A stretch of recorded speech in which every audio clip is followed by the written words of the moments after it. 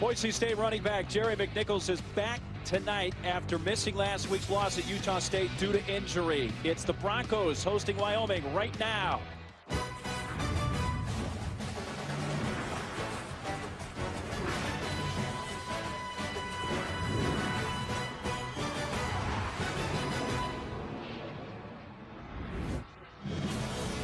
Welcome to Albertson Stadium in Boise, Idaho on a Saturday night for a Mountain West Conference Mountain Division battle between the Wyoming Cowboys and the Boise State Broncos. Boise State, if they're able to hold serve here tonight and win on their home field, would force a three-way tie atop the mountain standings with Air Force and Utah State. San Diego State thumped Utah State in Southern California last night. So the Aztecs, the only unbeaten team in conference at 4-0. And they lead the West Division. Great to have you with us tonight, along with former UCLA and NFL quarterback Tom Ramsey. I am Mark Neely. Last week, Tom, you have a Boise State team that really was humiliated in Logan, Utah. They're beaten soundly, 52-26. They turned the ball over 8 times. How did they put that game in the rearview mirror? As quickly as possible and give it to your playmaker, Jeremy McNichols, who's back, as you mentioned, from a week out following concussion protocol. And Mark, he's not only a good runner, he's a good pass catcher out of the backfield, but I think you have to really keep yourself away from last week. You don't want to get into a bunch of turnovers. They had 5 in the first half last week, and remember, McNichols not playing, but having him back this week, that's going to be a big plus to the offense. And they have a young quarterback in Brett Rippon, who's really kind of putting the Mountain West Conference on fire. Of course, his uncle, Mark Rippon, Super Bowl winning quarterback of the Washington Redskins. But I think that 1-2 combo is going to be awfully effective. And then Wyoming, the Cowboys, they really counterpunch well tonight. Cameron Kaufman comes off being the Mountain West Conference Offensive Player of the Week last week, going 18-20 against Nevada in their first win of the season. Then Brian Hill, he's only the leading rusher, cracking real close to 1,000 yards for Wyoming and the Mountain West. I mean, he's a guy that's going to carry it 30 times tonight. Well, we're set to go as Wyoming won the toss and deferred. Boise State, head coach Brian Harsin, his team, the Broncos, ready to receive. And the kick from Ethan Wood, and we are underway, and it's into the end zone for a touchback.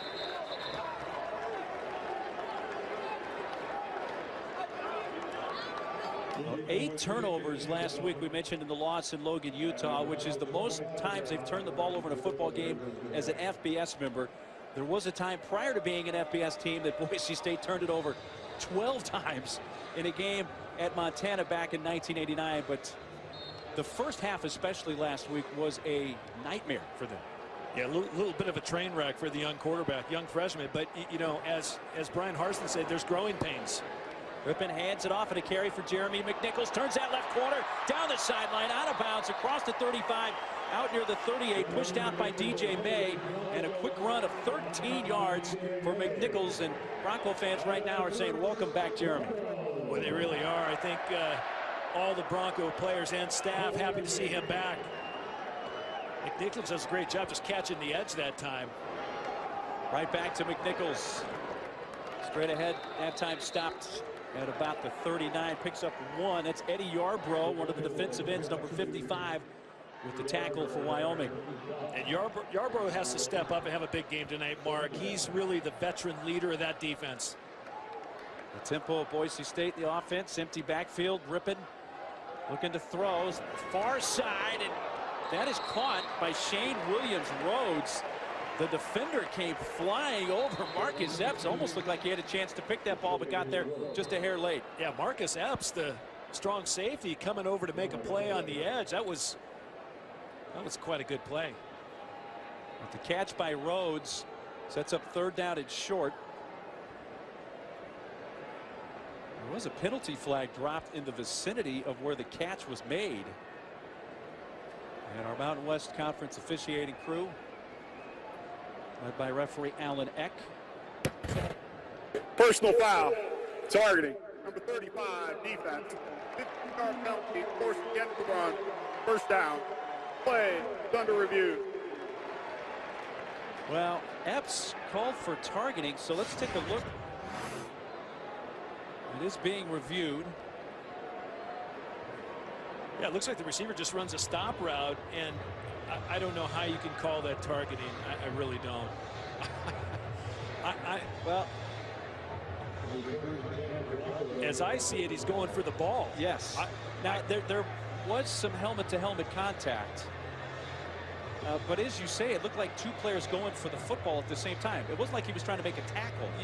That is what I believe Marcus Epps is actually going for. He's trying to get the ball. He's trying to strip the ball out of Williams-Rhodes' hands. It looked to me, Tom, like he's trying to catch the football, like he has the equal right to that ball. It's not like he was making a tackle on Shane Williams-Rhodes, and there seemed to be incidental helmet-to-helmet contact. And I know there's a gray area there, but and intent is not part of the equation anyway, so you fall on the side of this is not targeting. Boy, the game of football, you're going to have helmet-to-helmet. I mean, 2 weeks ago, Jeremy McNichols went helmet-to-helmet trying to get over the goal line, and he got concussed, and so he was out for a week. I don't think there was a targeting call on that play, and even right there on the multiple looks that we're seeing, I don't think that was an intentional helmet-to-helmet hit. It was an 8-yard pass completion. If the penalty holds, that would add 15 yards on the personal foul, and it would mean Epps' removal from the football game. Yeah, which they really can't afford at this is their starting season. Strong safety. He's a redshirt freshman out of Edison High School in Los Angeles. Leads their team with a couple interceptions. Third leading tackler with 35. Has a sack this year. I'm really intrigued to see how this comes out, Tom. I really am. I'm not sure why it's taking this length of time, but perhaps Judson Howard, our replay official, the communicator Bob Bain tonight. If the defender's making a play on the football to try to catch it and intercept it, and there happens to be some contact helmet to helmet, is that targeting? And we're going to find out if Judson Howard, the replay official, thinks that here hopefully momentarily. Well, and targeting's subjective, right? To some degree, the game goes so fast, Mark. That's where I see. I'm not sure. It must have been the side judge that made the call. He was the closest to the play.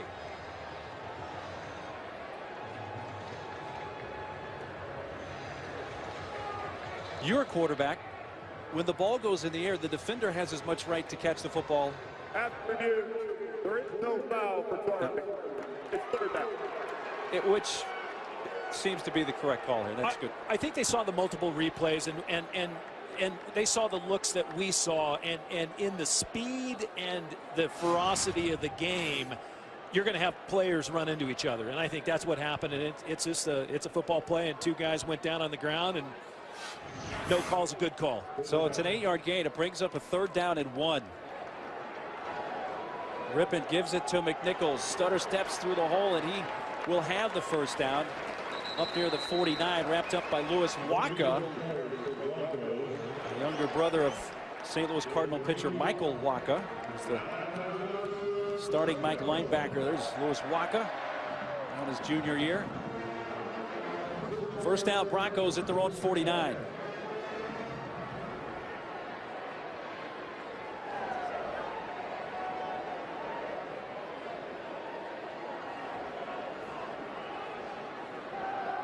Rippon looking McNichols' way, throws across the middle, and it's caught by the tight end. Actually, the ex-wide receiver, Thomas Spurbeck. And that's close to a 9-yard gain, tripped up by DJ May. Well, they run Spurbeck on a little drag mark, and of course, Thomas Spurbeck comes in leading the Mountain West Conference in yardage at 682 yards, a 20-yard average. Just a nice play. Shane Williams-Rhodes comes around, and that's well read by Wyoming. And the tackle by Carl Granderson, who stayed home, and that actually is going to lose a yard perhaps. Carl Granderson, the true freshman out of Sacramento, doing a great job. Coach said don't let him get outside. Well, it gained a yard, but it's about a yard shy of the 1st down. 3rd and short, a late substitution. They bring a tight end, Alex Danens, into the game.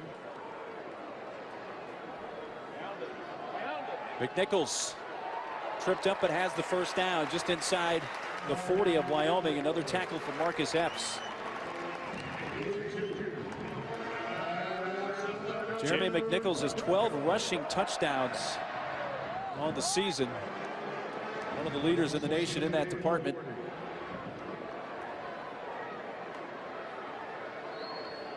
Play fake. Rippon fires a strike, caught at the 33, and a twist by Spurbeck, and advances inside the 30, down near the 25. A tackle by DJ May, and a 14-yard gain. Nice timing that time between quarterback and receiver. Rippon got the ball out on time, and Spurbeck was able to make the catch, and DJ May was trying to rip that ball out from him.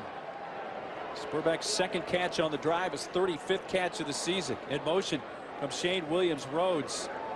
He's going to get the inside handoff. That jet sweep tripped up at the 23 by Andrew Wingard. Wingard, the #1 tackler for the Wyoming Cowboys, coming up from that free safety position, makes a really nice open field tackle on Williams-Rhodes. Yeah, his team leading 61st tackle from the Denver area, an area that head coach Craig Bohl of Wyoming really has an eye on for his recruiting trail. That's inside the 20 to the 19. Kevin Prosser with the tackle on McNichols. Yeah, they like that Denver area. There's a lot of good football players down there. Wingard was a kind of a late guy coming to them, but they're awfully happy to have him. 10th play of this drive coming up for the Broncos on this, the first possession of the football game. Rippon immediately looks left, throws in that direction. Williams-Rhodes, a first down to the 12. Another stop for DJ May.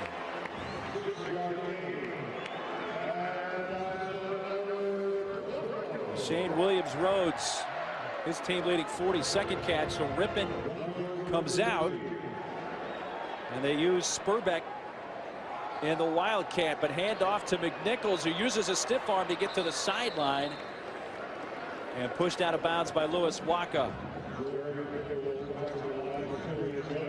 12 rushing touchdowns on the year for McNichols. 14 overall TDs, second most in the FBS.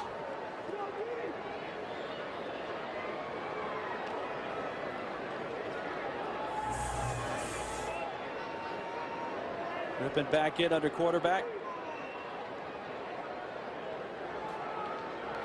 Rippon with the pitch. McNichols cuts it back in to about the 13, hit there by Carl Granderson.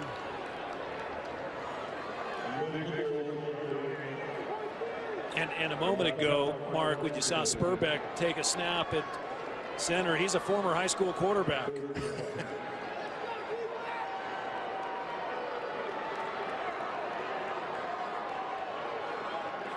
Third down and 10. Rippon throws to the end zone, and a touchdown catch for Thomas Spurbeck.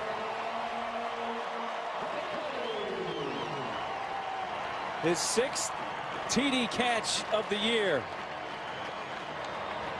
13-yard touchdown reception. 6-0 Boise State. Really nice throw and catch. Rippon spun it in there well. Spurbeck on a skinny post in the back of the end zone. Touchdown Broncos. Point after is up and through from Tyler Rassa. And a methodical drive right down the field. Top for the first score. Touchdown catch for Spurbeck. Wyoming will get the football when we come back to Boise.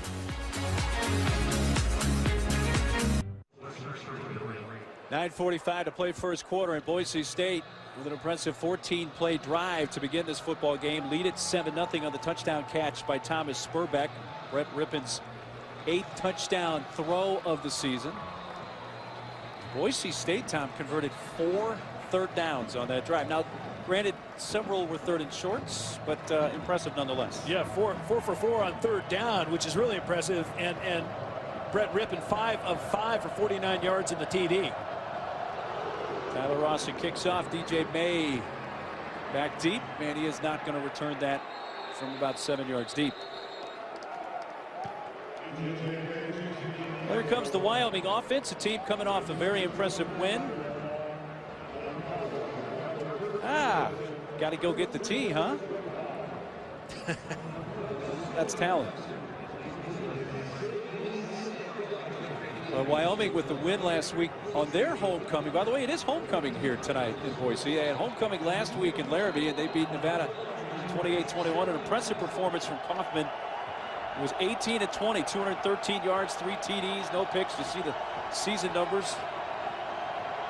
They begin in the I formation. Play fake. Kaufman in trouble, and he's sacked. Back at the 18-yard line by Darian Thompson. Darian Thompson, the free safety. That's right, safety blitz. First play of the game. Marcel Yates, the defensive coordinator, dialing it up. Play action.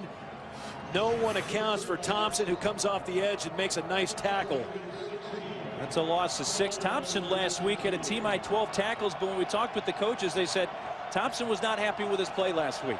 And he practiced angry this week and is ready to perform again, and already on the first play has a sack.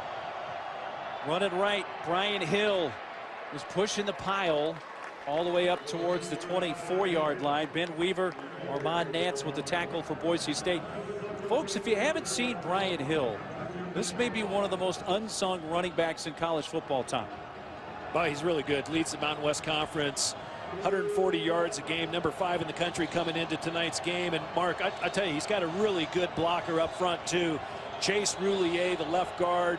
Watch him tonight, number 73. He will pull many times tonight and lead Brian Hill into the hole. 3rd down and 11.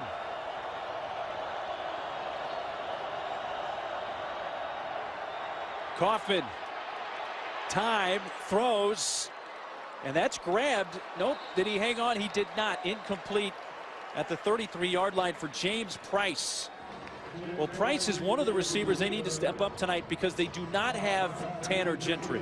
Yeah, Tanner Gentry, one of the top receivers in the Mountain West Conference, and the top receiver for the Pokes, and James Price gets the nod tonight, trying to fill in for him, and that's just a tough one. Tanner Gentry out with a shoulder injury. Has separated his shoulder in the second half of the win against Nevada. They hope to get him back in a few weeks. Shane Williams-Rhodes back to receive the punt at a whistle at the snap. Ball start, number 28, offense. 5-yard penalty. It's 4th down. So that'll cost the Pokes 5 more. And pushes punter Ethan Wood back to his own 5-yard line. Wood 36 punts this year, averaging 44 yards a punt, as long as 67 yards. And another flag and more movement. Ball start, number 11, offense. 5-yard penalty. 4th down. Well, Wyoming maybe, Tom, trying to get a little too cute, and they're just hurting themselves here. Yeah, and I think the noise has a little bit of a factor too. Of course, the crowd really starting to get into it now. Now back at the goal line. Wood able to boot it away. A high punt coming to the near side. And a fair catch taken by Williams-Rhodes at the 42-yard line. Well, the first drive, Brett Rippon led him down the field for 7. Back come the Broncos when we return.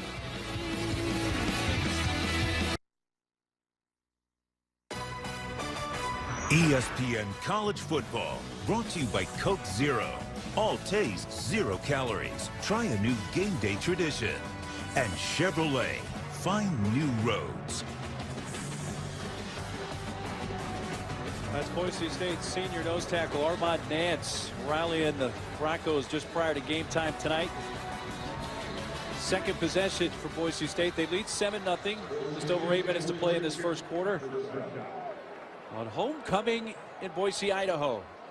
McNichols trying to stretch it out left, and he's going to be tackled for a loss back at the 39. Holly Apiapi. It's the Osia Holly Apiapi with the tackle. Holly Apiapi has made 21 career starts, and he has to step up big tonight. That defensive line of Wyoming has to make some plays this series. After a loss of 3, Rippon fires across the middle, and a catch A.J. Richardson, the 28 up to the 49-yard line. DJ May with the stop. Richardson, and last week at Utah State, caught his first 2 career passes. Both went for first downs, and this one sets up a 3rd down and about 5. Rippin. Flag comes out after the catch by Spurbeck. He would have the first down if the play stands up to the 43 of Wyoming. Another stop for DJ May, but the flag, I believe, came from the umpire. Greg Bowl in his 2nd season as the head coach of the Cowboys. Pass interference, number 85, offense. Blocking downfield before the pass was touched. 15-yard penalty from the previous spot. Replay, 3rd down. Holden Huff, the tight end, called for the offensive pass interference. Yeah, it looks like they ran a little pick play, and Huff was over the top of Spurbeck that time. Coming underneath, and yeah, you got to keep your hands off the defenders. Can't lay into them. That's going to push it all the way back to the Boise State 33-yard line. Rippin under pressure, and he's thrown down. A flag comes down as well right as the tackle is made. The sack by Eddie Yarbrough.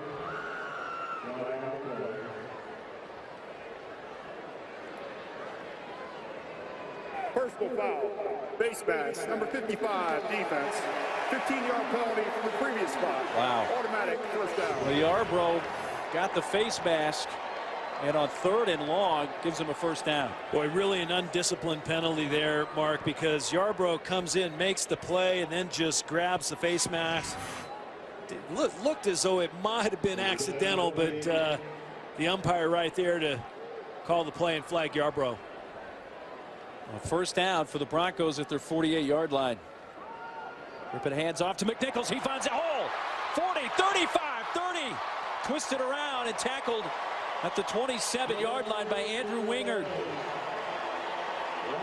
And this is where, you know, Boise State, they can go up tempo. They get the 1st down. They line up quickly. They give the ball to McNichols, who hits the hole going 100 miles an hour behind Reese Odiambo. Great play. 25-yard gain back to McNichols. Jump stop, can't get anywhere there as DJ May jumps up and makes the tackle. No gain. 2nd season for Brian Harsin as the head coach here in his hometown and at his alma mater. He's all Boise all the time. That he is. Yes, he is. Capitol High School graduate here in Boise. Rip it.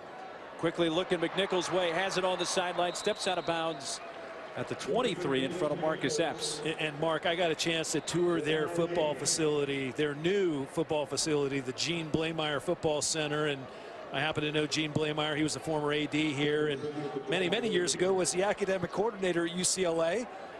Give Gene a little plug there, but it is a beautiful state-of-the-art complex, and it'll compete with anyone in the country.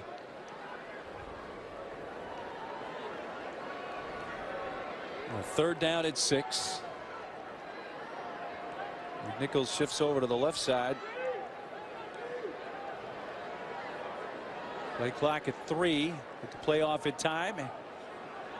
McNichols with a stiff arm trying to get away and tackled at the 22. Tim Kamina and Andrew Wingard combo on the stop of Jeremy McNichols.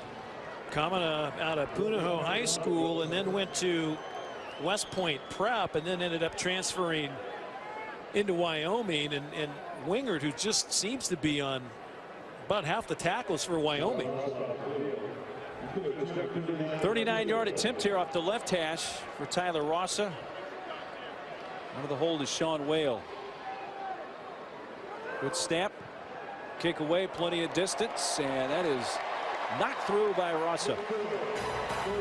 So Boise State settles for the field goal, and they take a 10-0 lead with just over 4.5 minutes to play in this 1st quarter.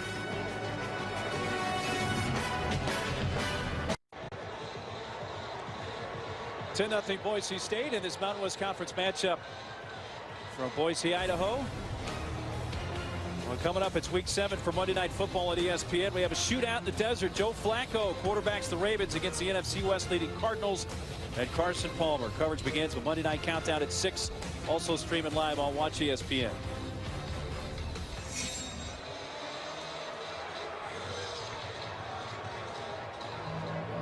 DJ May back along with Justice Murphy to receive this kickoff.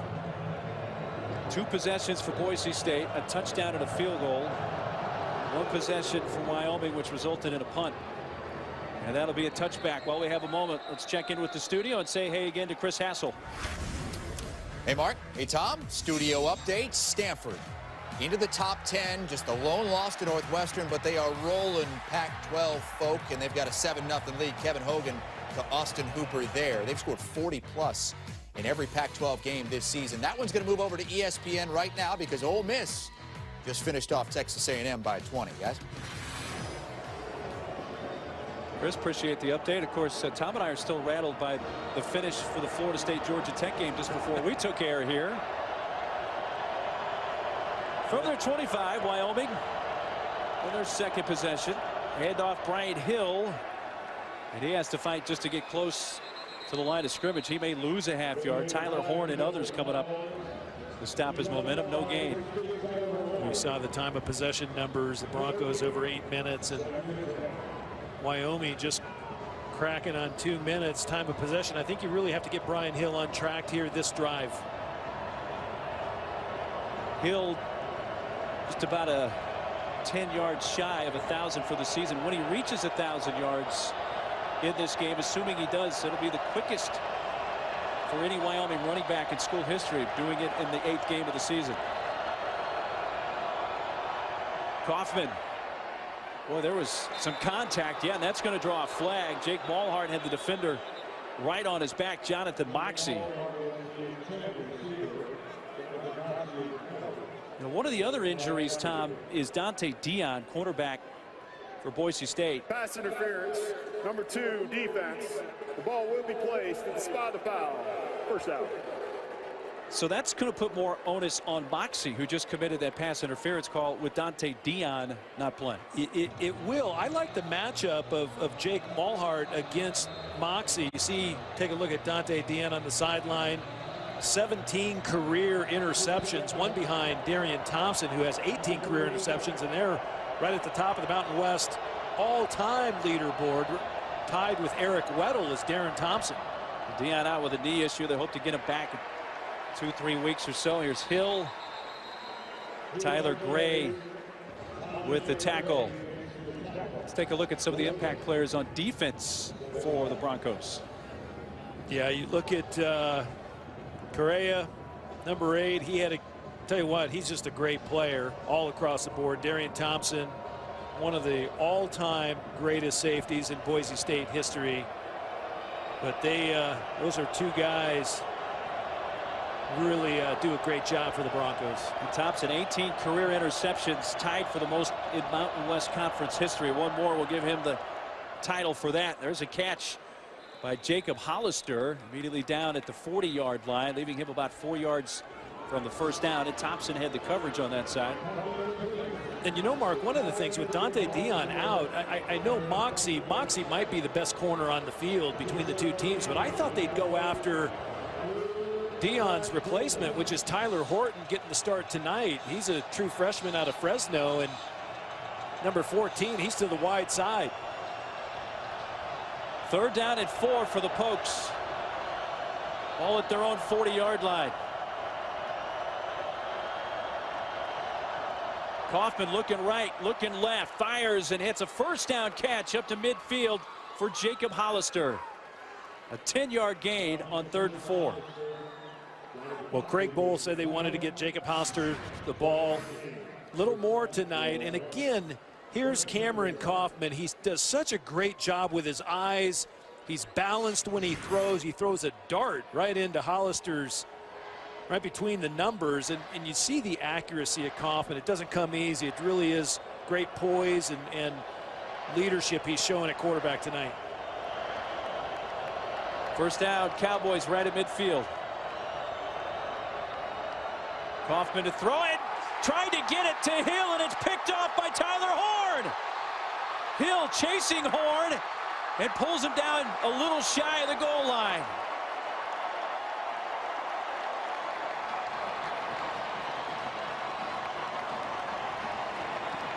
And just when I'm bragging about Cameron Kaufman, he has an uh-oh moment, and they're trying to get a little slip screen to Brian Hill, who touches Tyler Horn, and they just don't let Tyler Horn come through far enough, and Tyler Horn has an absolute makes a great play. They're going to give him a score. Yeah, they are now calling it a touchdown on the field. I'm sure the replay booth will get a look at this to confirm or not. We look ourselves, as Hill had to come try to make the tackle. Yeah, he's down before the goal line. Yeah, he's short. Yeah. I think they just want to give Tyler Horn a touchdown because it's such a rare occurrence. Maybe Mr. Horn is in the replay booth. Yes. Well, you know who brought him down? Brian Hill, the intended receiver and the great running back of the Cowboys, brought him down, and just an unfortunate throw by Kaufman. Horn's left elbow was certainly down. It looked like the 1 or about the 1.5.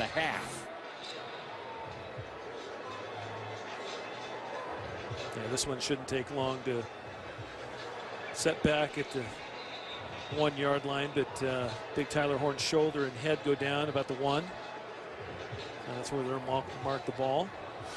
But yeah, just an unfortunate play. Tried to get a little slip screen, and after review, during the interception return, the returning player's helmet was down while the ball was at the 1 yard line. It's first and goal, Boise State at the 1 yard line. Well, it goes a 45-yard interception return for Tyler Horn, but no touchdown. But Boise State has it first and goal at the 1. Still getting some hugs on the sideline, though. Tom, though, how much of responsibility does Hill have to create a lane there for that pass, or is that more on the quarterback? Well, he did kind of, it's just a little slip, and he should have jarred him a little more and got him off track, definitely. Handoff, McNichols, whoa! He does get in for the score, but Andrew Wingard laid a lick on him, and somehow McNichols landed in the end zone. Yeah, he really did get driven that time by the free safety, Wingard. Boy, the guy who did a great job. Oh yeah, Wingard laid a real hammer on him. Marcus Henry, the center, really did a good job on the nose tackle. Chase Appleby that time. Actually, it was not Appleby. It was Olive who I think he blocked.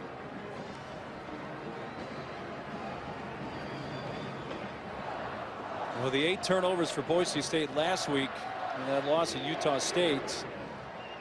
They're able to turn the turnover from Wyoming into points. Now we're going to take another look to make sure if McNichols got into the end zone. Well, when Wingard hit him shoulder to shoulder, and it spun McNichols a bit to his left. But when he came down, I thought pretty sure that he was in the end zone across the goal line. Now, yeah, and remember that, you know, just the ball has to break the plane. And while he was flipping over, the ball broke the plane. He lands into the end zone. I don't know. That last look should confirm that it's a touchdown from the end zone look. It'd be tough to tell from that angle there, but from the end zone, it looked like he definitely landed initially in the end zone with the ball across the goal line. Yeah, I'm sure the Broncos like having McNichols back in the lineup. Tough runner between the tackles, inside, outside. Well, if it stands, it would be his 13th rushing touchdown, his 15th overall TD. He has a couple of TD catches this year. Sophomore out of Santa Margarita High School, Southern California, Long Beach. He didn't play much last year. Of course, they had Jay Ajayi at tailback, who got a ton of carries and responded with a ton of yards and touchdowns and everything else. Review, the ruling on the field is confirmed. Yep. Touchdown. Yeah, Ajayu's in the NFL with the Dolphins now.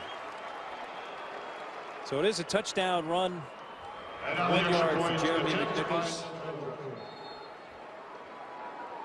With a minute 38 left in this first quarter. Point after for Tyler Rossa.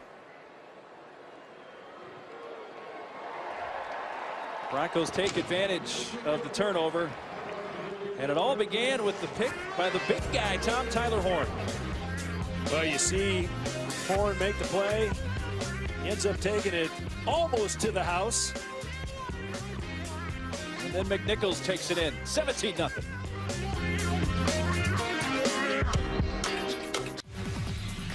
Late in this first quarter, 17-0 Boise State leading. And if you're out and about on this college football Saturday, don't miss any of the action while you're on the go. You can stream any game live, download the Watch ESPN app, or go to watchespn.com.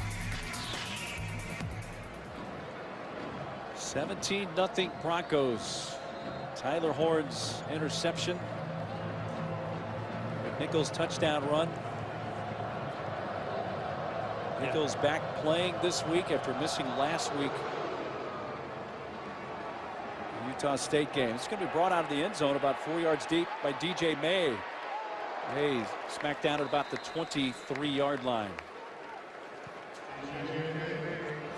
Well, let's take you back a couple of weeks to October 10th at Colorado State in Fort Collins. McNichols did this helmet-to-helmet contact. Wow. And that... Yeah, he got blasted at the goal line. And you can tell the effects of that hit. And that kept him out of the game last week. And this is the touchdown run just a few minutes ago. He took a pretty good blow. That one, though, was shoulder to shoulder, not head to head. And made it 17-0. Here's the run for Nico Evans, his first carry of the game for redshirt freshman from the LA area. A 7-yard run. Right now, Wyoming's trying to do anything to get untracked, and right now Boise State has 8 up at the line of scrimmage, so they're making it a little more difficult. And so far tonight, Wyoming, that's their 5th rush. Well, at least they've gained some plus yards there. They were 4 for -1 before that last play.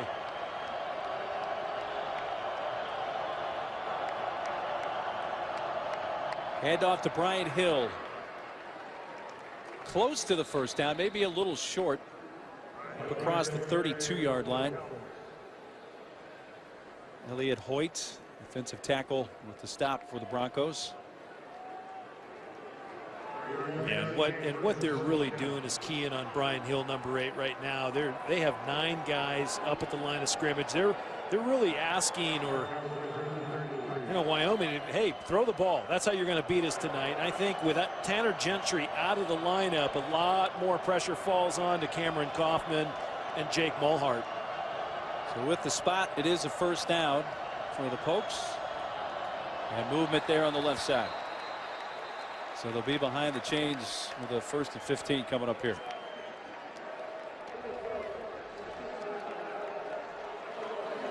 First down. Left tackle Ryan Cummings, a sophomore out of Littleton, Colorado. Yes, there's the old domino game right there. Roulier gets the worst of it. Yeah. Number 73 Roulier. That's the 4th penalty against the Cowboys already for 30 yards. You're going to come in here and have some success. Can't beat yourself up with penalties like that.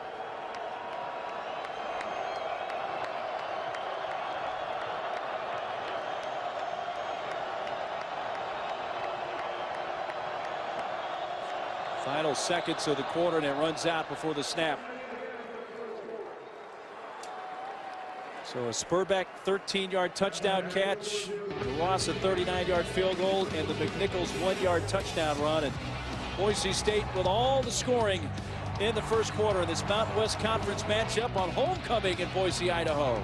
17-zip Broncos after 1.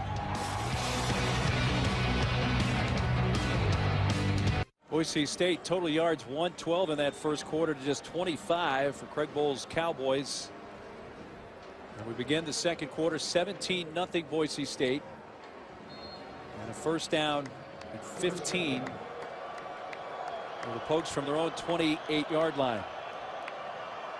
Handed off to Brian Hill, who's tripped up and falls forward for a gain of a couple. Let's take a look at Wyoming coach Craig Bohl. His plan for success brought to you by Northwestern Mutual. Of course, Craig Bohl won 3 consecutive FCS titles at North Dakota State before coming to Laramie. Yeah, really impressive by what Craig Bohl did. FCS championships, brought some of that staff with him to Wyoming. Played at Nebraska for Tom Osborne. Part of a couple of national championship teams. Kaufman on second down, out in the flat at the 35. This is Jake Ballhart. Over to the sideline, stayed inbounds with the tackle at the 35 by Joel Martorano.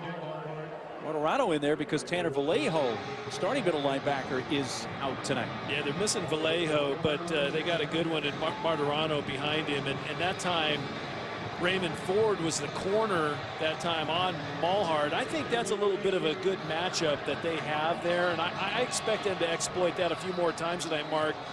You know, you got to always look for a little mismatch anywhere where you have a little bit of room to execute, and Ballhart's 6'6", so he's going to tower over any of the other Boise defenders.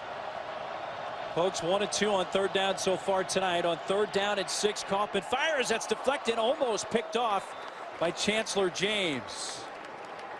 Fourth down.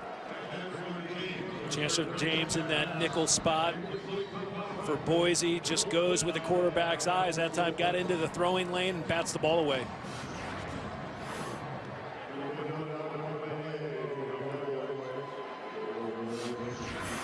Diving attempt up a little short. Here's the punt, angling to the far side. It's going to bounce out of bounds. Going to spot it out at the 35-yard line. Early second quarter, 17-0 Boise State.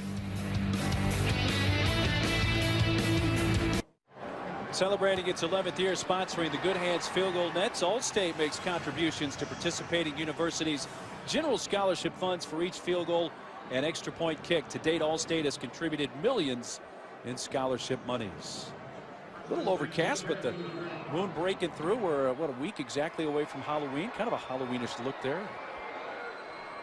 Homecoming in Boise, Idaho. There's a carry and tripped up as McNichols, and boy, he just kept going all the way up to the 45-yard line. He and Marcus Epps, and he wasn't down until he got to the 40. Well, now they do say he was down. I don't know about that. Yeah, I don't think he was down. I don't think he was down the first time when Epps hit him, and then Boise State comes right back to the line to snap it, so they won't go to the replay booth. And that's DJ May coming up to make the tackle. Well, I like DJ May, number 7. He's a converted tailback.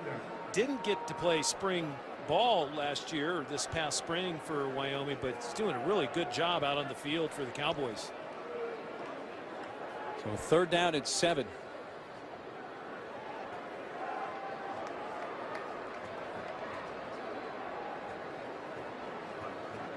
They rush 4. Rippon dumps it off underneath to the back. McNichols ankle tackled at the 44.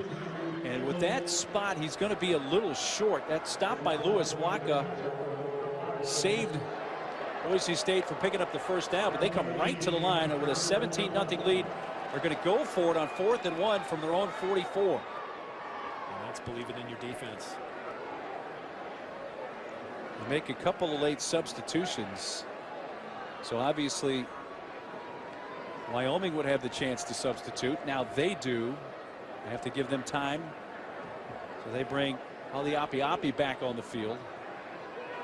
And they go for it, and with that push, looks like he'll have it.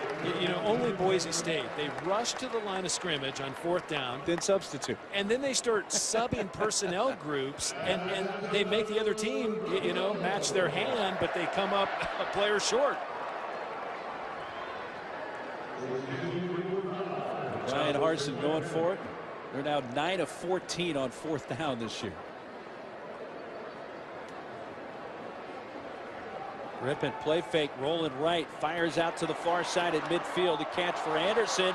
Chaz Anderson will have another first down. He's marked out at the 44.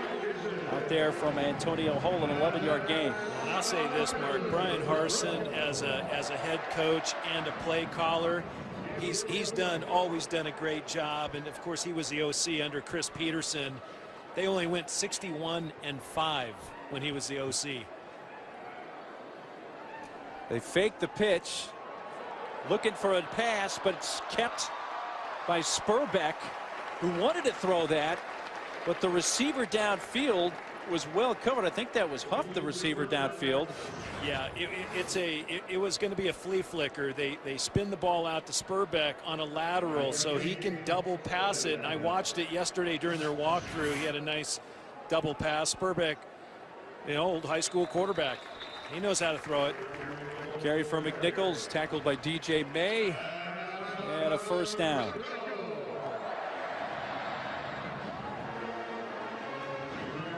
You know, the teams that run the slip screen so much, and Boise's one of the teams in the country that do it, you got to have that little wrinkle and double pass in the arsenal. Rippon fires towards the end zone. Incomplete. Spurbeck, the intended receiver, broken up by Epps. Now, I like the look down the field. I like the throw down the field. The ball's just late. It comes out late, and Spurbeck had his man beat, but he had to wait on the ball. Marcus Epps on the coverage does a nice job of staying right with Spurbeck, but the ball just, if it's thrown about half a second earlier, that's a touchdown. Spurbeck almost made a nice one-handed catch over the defender Epps. Rippon to McNichols. Upended at the 20-yard line, but he'll have another first down. Robert Priester with the tackle. First down, Broncos. Yeah, again, the versatility, Jeremy McNichols, whether he's running the football or catching it out of the backfield, you know, just a dynamic player for the Broncos. He's the third leading pass catcher on the Broncos roster. This time he gets the carry to the 17-yard line. Waka and Epps combo on the tackle. They just didn't know how good a runner he was a year ago. I mean, if you look at what Ajayi did, Jay Ajayi, he rushed for over 1,800 yards and had over 500 yards in receptions a year ago. Says McNichols in the Wildcat, and McNichols running and gets maybe a yard. So he has touched the ball 20 times already tonight. Getting a lot of work, isn't he? Making up for lost time. They missed him last week against Utah State. They really did miss him. A team gets in a funk when you don't have your best player, and they were in a funk last week. Rippon back in. 11 plays so far on this drive. 6 runs, 5 passes. And third down and 7 to the near side. He grabbed it, and they're going to say this is a catch for Spurbeck at the 8. I'm sure they'll get another look at this to see if he got a foot in. But a spectacular one-handed catch by Thomas Spurbeck. What a catch. He sticks it. He's got a glove on. Wait. Does he have control? Does he have control? Well, the line judge's right there. And they snap, and here's McNichols to the 5. So that catch is going to stand. And I think what we saw there, did you think that was a catch, Tom? Well, on the one quick replay, yeah.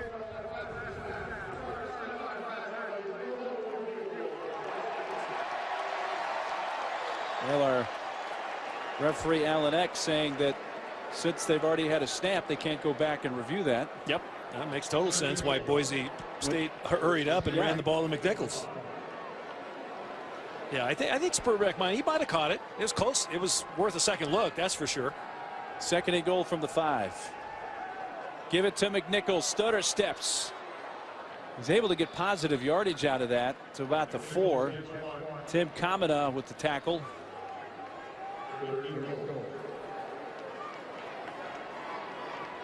Well, you know, here's the challenge. Wyoming's defense has just been on the field too long tonight so far. And they've had to play on their heels a little bit. They fake the jet sweep, throw the pass, and there's McNichols into the end zone, touchdown. It'll be a second touchdown of the game. That's his third touchdown catch of the season.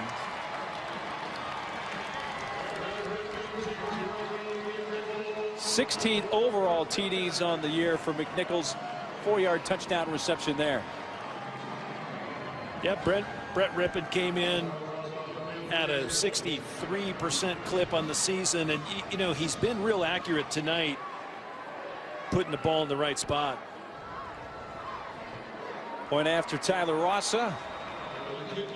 24-0 Boise State. Well, that catch by Spurbeck wasn't indeed a catch. It's going to stand as a catch, but it was an important play. It goes in the books as a catch, that's for sure. And the touchdown run by McNichols. 7:37 to play first half. 24-0 Boise State.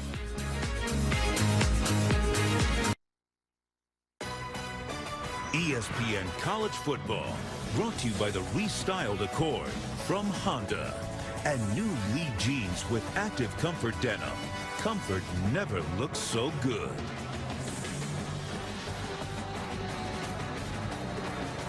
Well, Tom, we're in the capital city of Idaho, Boise. And Boise State leading 24-0, 7:37 to play in this first half. McNichols with a touchdown run and a touchdown catch tonight, up to 16 total TDs on the season. Returnable from the 2 for Justice Murphy. Murphy hit at the 15, stays on his feet, and is brought down at the 27-yard line. Let's check in with the studio again. And hey, Chris Hassel. Well, hello. Stanford just keeps on rolling. Look at him. Just going to pound it straight forward for 1 yard. Ramon Wright making it 14-0 Trees. They are now the lone unbeaten in conference play, though they do have their non-conference loss to Northwestern. Speaking of, in the Big Ten, Ohio State is going to remain unbeaten. Time winding down there on ABC, up 49-0. Guys? Chris, thanks. Back here in Boise. 7:31 to play first half. Wyoming from their own 26. We've been talking about time of possession. It's about 2-1 in favor of Boise State, Tom. 14:40 to 7:43 for this run here by Brian Hill. With that run, he's going to be right at about the 1,000 mark for the season. From Albertson Stadium in Boise, Idaho, a pleasant night on this Saturday. Along with former UCLA quarterback Tom Ramsey, I'm Mark Neely. And I think they're still looking to get that young man untracked. Brian Hill, leading rusher in the Mountain West Conference, just with about 15 yards total tonight. Kaufman lets it fly. No, there was contact, no question about that, as Hollister was bumped. And the defender, Tyler Gray, never looking back.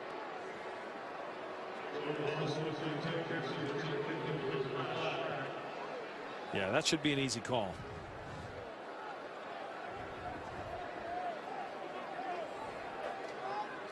Pass interference, number 36, defense. 15-yard penalty from the previous spot. Automatic first down. Third penalty against Boise State tonight for 39 yards.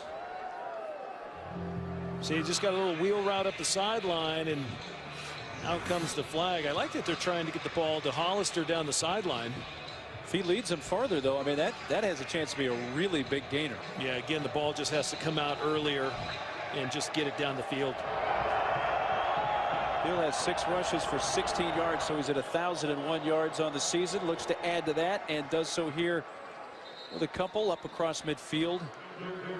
Brought down by Darian Thompson. Yeah, Boise State again just stacking the line of scrimmage. 8 guys at the line of scrimmage just makes it awfully difficult. And you know, Wyoming's a pro-style offense, Mark, so they're not a big spread team. And I think when Craig Bohl took over, one of the disadvantages to all the players in the program were they were used to running spread offense 100% of the time, and he incorporates some spread. They're in a spread look right now, but typically they're in a pro-style set.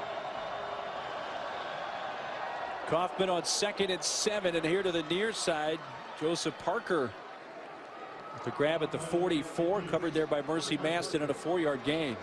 And if you're lining up in a pro-style set, meaning you have a tight end attached to the formation, it's easier for defenses to scheme against you. I think you got to keep using a look at the spread. You see the ball comes out. Kaufman takes a pretty good hit right there by Correa. Pokes 1 of 3 on 3rd down.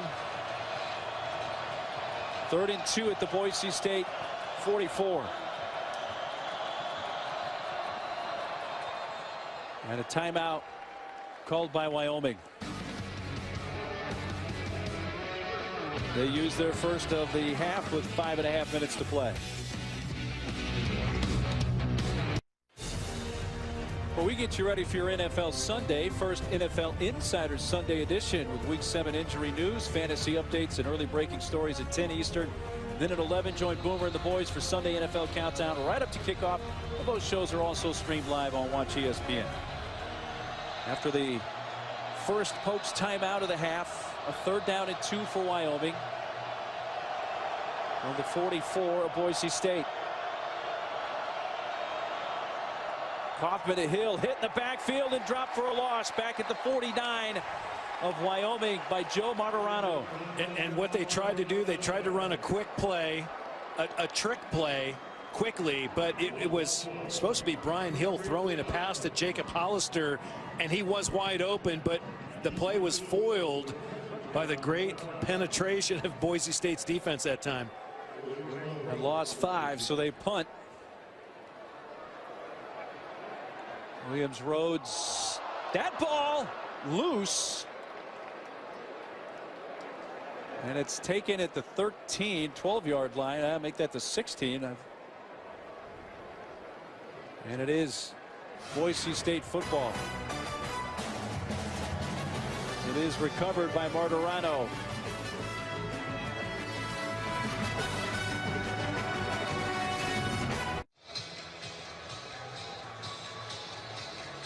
There was some question about catch interference. It was ruled there was not. Martorano just muffed the punt and recovered it. But he made a big play defensively on the 3rd down and 2. He was going to jump up and throw that football, Hill. Yeah, he sure was. It was a trick play. Martorano came through and made a nice play. And then on the punt, went off of Williams Rhodes and was recovered by Martorano. Kelsey Young now in as the back, and he's running right. Just tripped up by the shoelaces at the 23 by Andrew Wingard. 7-yard gain. First carry of the night for Kelsey Young. It was either Wingard or the blue turf monster got him. I think it was a little combination. Kelsey Young, graduate transfer out of Stanford.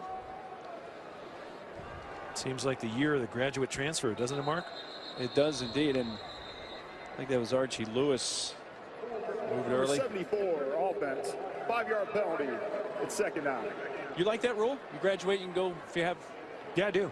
Go somewhere else? Yeah, I do. Yeah. You know, just everyone's doing it now, so it's kind of like, wow, man. Like before, it was like 1 guy, 2 guys a year do it. Now there's like 20. Works for some. Almost worked for Florida State today, I'd say. Wow. Yeah, Florida State beaten by Georgia Tech on the final play, 22-16 on a blocked field goal return. Kind of a little throwback to Auburn, Alabama from a few years ago. Is there a flag? Nope. That is intended for Spurbeck with DJ May. You hear the crowd's reaction. They wanted a flag. Yeah, the crowd wanted that one. Thomas Spurbeck running the deep crossing route, and ball comes out well. Brett Rippon, he gets blasted after he throws it too. Didn't look like anything late there, though. That Carl Granderson getting the hit on Rippon. Rippon spins around, running out of time, and just throws it out of bounds. Carl Granderson again in pursuit of the quarterback. A good coverage that time by the Wyoming defense.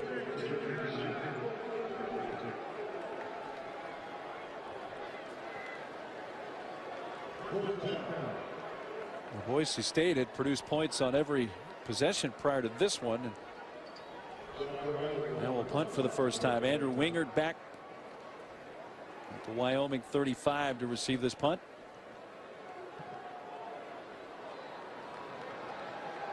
High, shorter punt taken at the 41-yard line by Winger. That is a 42-yard punt with no return. Let's check in with the studio and Chris Hassel. Guys, coming up on the BMW halftime report, another bizarre, stunning finish to a game on special teams involving a national title contender. Plus, we're going to go no huddle highlights. We've got a top 5 team that went down. And Butch Davis, Robert Smith, and I will hand out our game balls. That's coming up. BMW at the half. Chris, looking forward to that. The BMW halftime report. We have 3:48 left in the first half here in Boise. Wyoming trying to put up some points here in half number 1. Begin this drive at their own 41-yard line. Their best starting field position of the night. Handed off to Brian Hill. Squirts through midfield into Boise State territory. Wrapped up at the 43-yard line by Jonathan Moxie.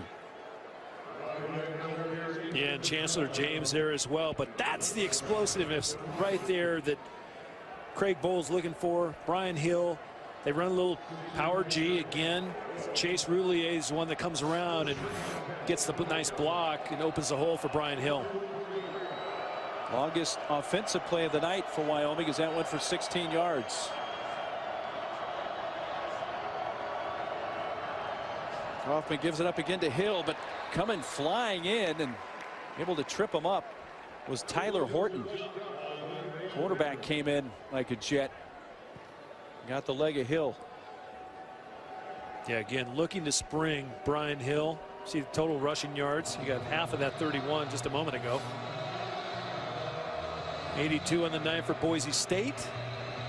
And you got to remember now, this Boise State defense, they do a great job of stuffing teams. They hold opponents all the time under 100 yards. So far this year, they've held 5 opponents under 100. Kaufman escapes, finds Hill. He breaks a tackle, and he's out inside the 30, and he'll have a first down for Wyoming. A 14-yard gain. Well, the defense was afraid of Cameron Kaufman's ability to extend the play, and I'd say on that last play, that's a mark of a really good quarterback. Number one, keeps his eyes down the field, moves in the pocket left, comes up, shakes a defender, and yet never moved his eyes, Mark, from down the field. And Brian Hill's a really good pass catcher out of the backfield as well. He does a good job, catches it, gets a little extra, and Pokes have a first down. It was Tyler Horn who had a shot at Kaufman in the backfield. First down, give to Hill, fighting his way forward across the 20. Tackled by Darian Thompson. Nice running between the tackles here from Brian Hill. Yeah, just a little quick hitter.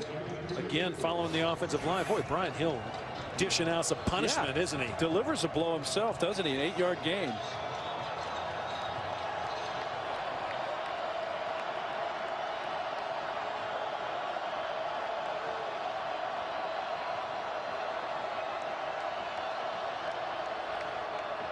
Kaufman into the belly of Hill.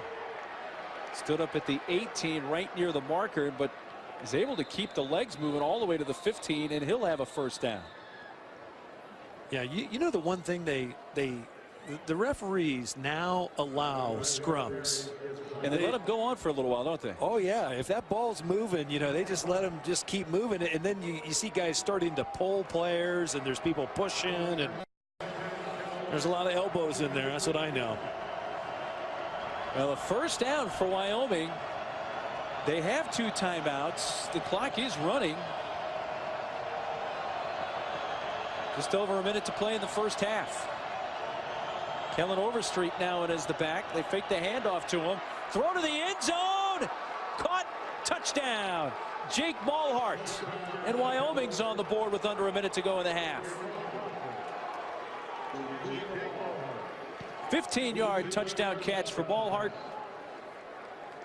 His team leading 5th touchdown catch of the year. Well, I was going to say how important it was to get points on the board, and you see a little quick play action, and then Kaufman just fires a strike into Jake Malhart, big 6'6" target out of Camarillo. Tristan Bailey's point after. And Wyoming responding with a touchdown here late in the first half. Yeah, very nice throw and catch that time. Skinny post. Kaufman to Mulhart. 24-7.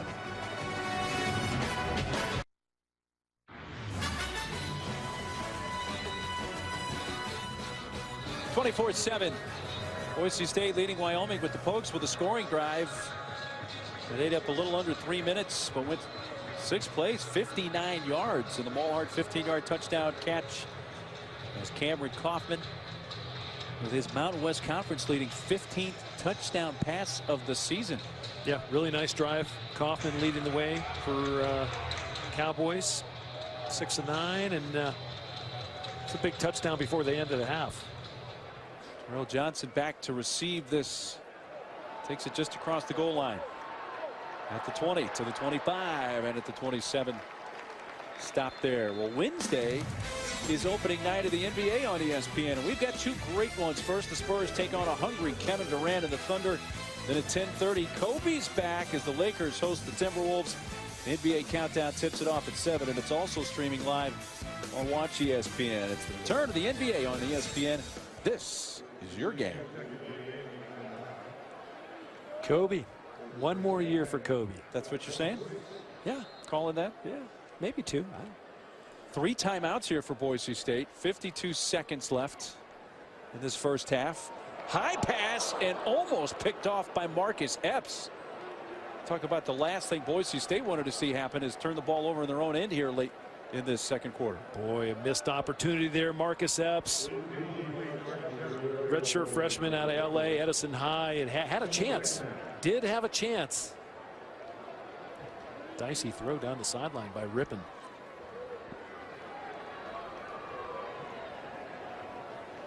Conservative with the handoff to McNichols, but he tumbles over a defender at the 30. Carl Granderson with the tackle, pulling him down. Yeah, I think after the near turnover there, maybe Boise State's got a little different outlook on a. Yeah, I think they're happy to run the time off the clock and say, hey, you know what, regroup. They scored on their first 4 possessions, 3 touchdowns and a field goal. And they had good drives, good time-consuming drives. Under 10 seconds, clock running, and it could be the final play of this first half. McNichols straight ahead. We'll have a first down, but time will expire here in half number 1. So Brian Harson's Broncos trying to bounce back from that very difficult loss at Utah State last week, 52-26. And they didn't have McNichols last week, but he has a big first half here in Boise. 24-7. Boise State leading. Now let's join Chris Hassel, Robert Smith, and Butch Davis for the BMW halftime report. How about the Pirate? You lose to Portland State in the opener. They lost to Cal a couple of weeks ago, but in great shape in the north. He's turning things around, and Wazoo, the Palouse, going to be wild next Saturday. That's on ESPN, by the way. Boise State's got a 24-7 lead at the second half against Wyoming next. This halftime report is presented by BMW. We only make one thing, the ultimate driving machine.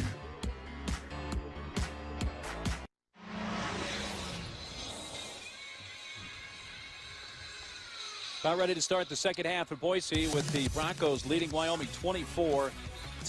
Along with Tom Ramsey, I'm Mark Neely. And Tom, in that first half, the scoring got kick started by Thomas Spurbeck's 13-yard reception. Yeah, Brett Rippon had a nice throw in back in the end zone to Thomas Spurbeck for the score. And then all of a sudden, big Tyler Horn got himself an interception, rumbled down to the 1.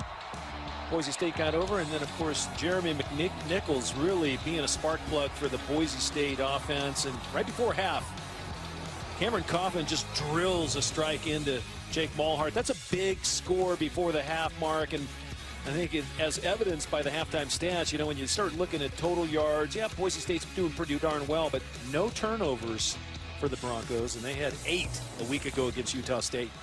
And total plays 23 run by Wyoming, so basically 2-1 in favor of Boise State. And you made a good statement drills a strike into Jake Malhart. That's a big score before the half mark, and I think as evidenced by the halftime stats, you know, when you start looking at total yards, yeah, Boise State's doing pretty darn well, but no turnovers for the Broncos, and they had 8 a week ago against Utah State. And total plays 23 run by Wyoming, so basically 2-1 in favor of Boise State. And you made a good statement about 3/4 of the way through that first half. The defense for Wyoming was on the field a long time in that first half. They were, and they, you know, the offense of Wyoming more or less rebounded towards the end of the first half, and they got back and had about 13 minutes of time of possession. So they closed the gap, and they start off this half with the ball again in their hands. So I expect them to really kind of get Brian Hill again involved, get him on track, running the ball, but it's got to be Cameron Kaufman throwing the ball down the field to make matters interesting for Boise State. So here we go into the second half from Boise, and taken 3 yards deep by Justice Murphy. And he's going to be tackled at the 15-yard line. Chancellor James with the stop on special teams. Special teams is such a big deal for Boise State, too. Kent Riddle is not only their special teams coach, he was their running backs coach a year ago. He's also the associate head coach and just does a great job on special teams. I don't know if he's the dog trainer as well. He could be. He's pretty talented as well. Well, Wyoming, their first 4 possessions of the night went only 44 yards, no points, 5 first downs. That last possession resulted in a TD, went 59 yards, and had 3 first downs. But again, at their own 16-yard line, handed off to Brian Hill straight ahead. Hits the pile for just a yard or two and met Tyler Horn first. That Boise defensive line.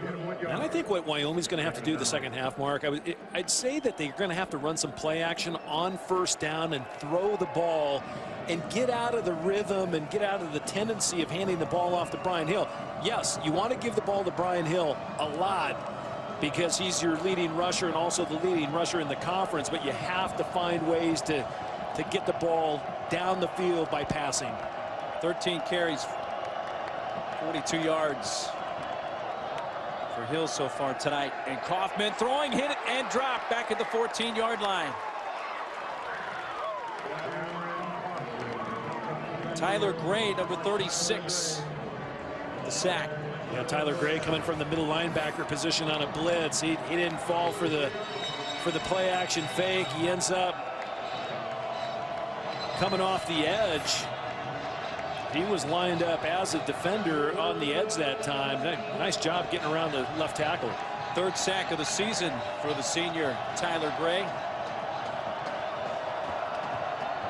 3rd down and a dozen. And they got going early. It looked like Boise State did.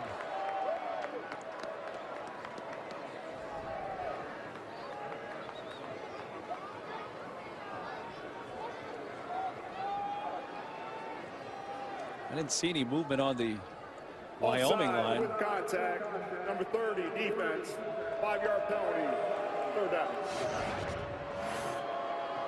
So it'll turn a 3rd and 12 to a bit more manageable 3rd and 7. And the whole line of Wyoming reacting to the contact.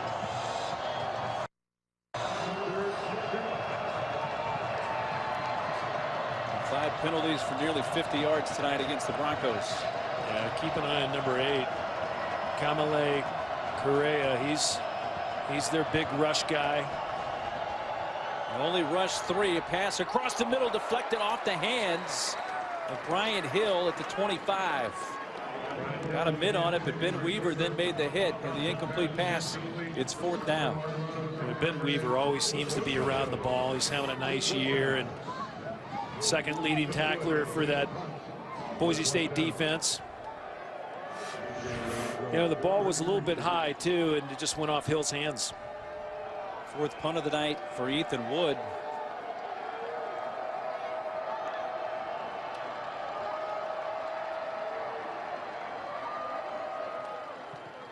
Angles it to the far side.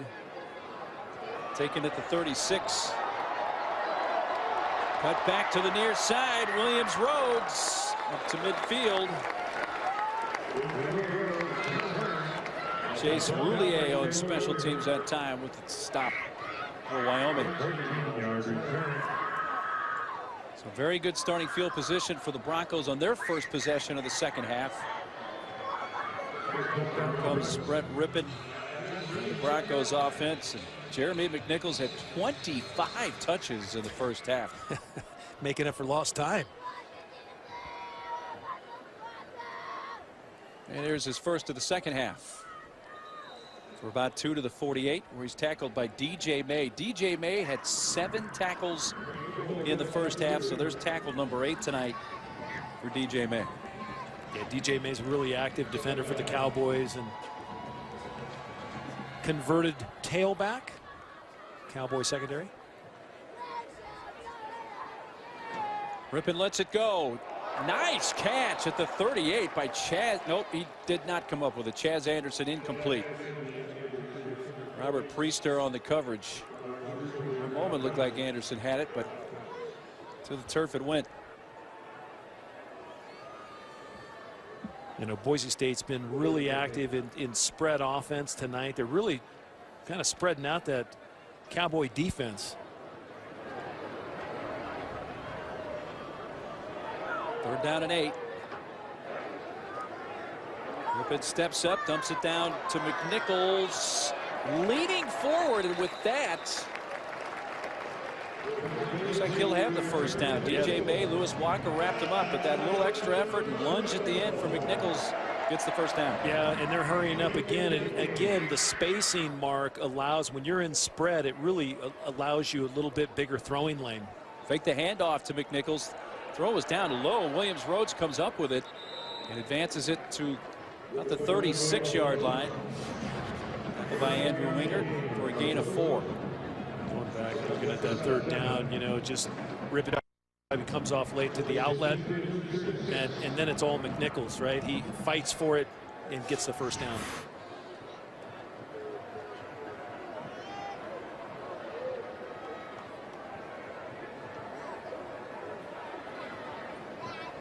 Rippon a little more deliberate at the line of scrimmage now, not in such a rush. Taking a shot to the end zone.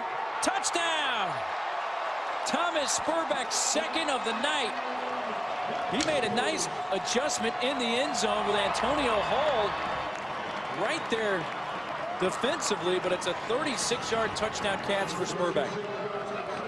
Boy, I thought the ball could have come out earlier, and I'm surprised Spurbeck was able to make the adjustment. If the ball comes out just a shade earlier, he has his man beat handedly, but Thomas Spurbeck makes a great catch going for the ball. He's not able to high point the ball, but he's able to just cut inside the defensive back and make a really good catch, falling down into the end zone. Second touchdown catch of the night for Spurbeck, so his 7th of the season. Rosso with the point after. Guess we have to keep in mind Brett Rippon is a true freshman. But he had spring practice here on the blue turf. Touchdown catch for Spurbeck. Boise State scores on their first possession of the half and lead 31-7.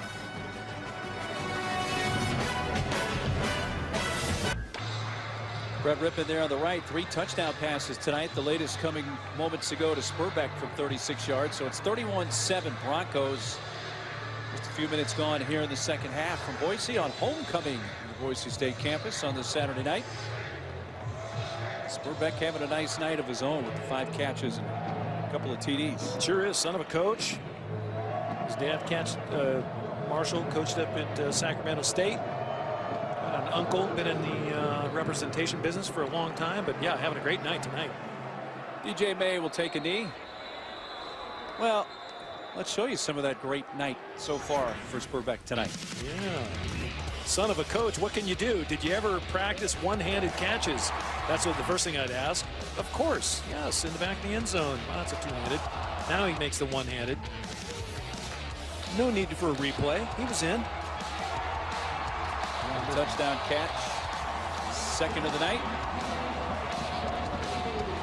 He is the leading yardage getter in the for receptions in the Mountain West Conference. He's really having a good year. I mean, He's a guy, Brian Harsin says, you know, he just knows what we want to get done and what his role is, but it just keeps expanding week after week.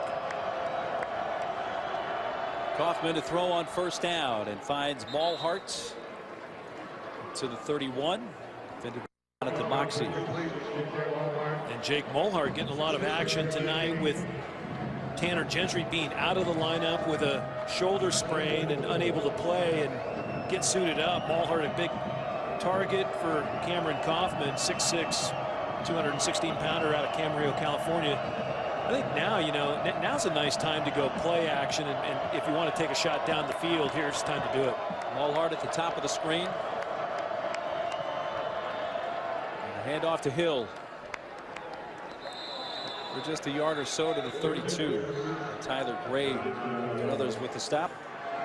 Yeah, or you could run a 1-yard gain into the line and then set up a nice 3rd and 3. That's what I was going to say, Mark. I was just going to finish my thought. You were going to get to that. Tyler Horn, he's looking for, he had a nice interception and return tonight. That's coming off the edge. Came about a yard short of returning an interception, making it a pick 6 for 45 yards. Wyoming 1 of 5 on 3rd down tonight. Boise State, by the way, on the other side, 8 of 11 on 3rd down with a couple of touchdowns. Batted down.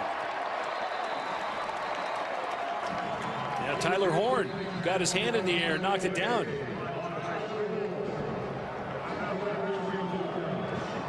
So Wyoming will punt. Tyler Horn having a nice night, deflecting that ball coming off the edge. He's a big dude.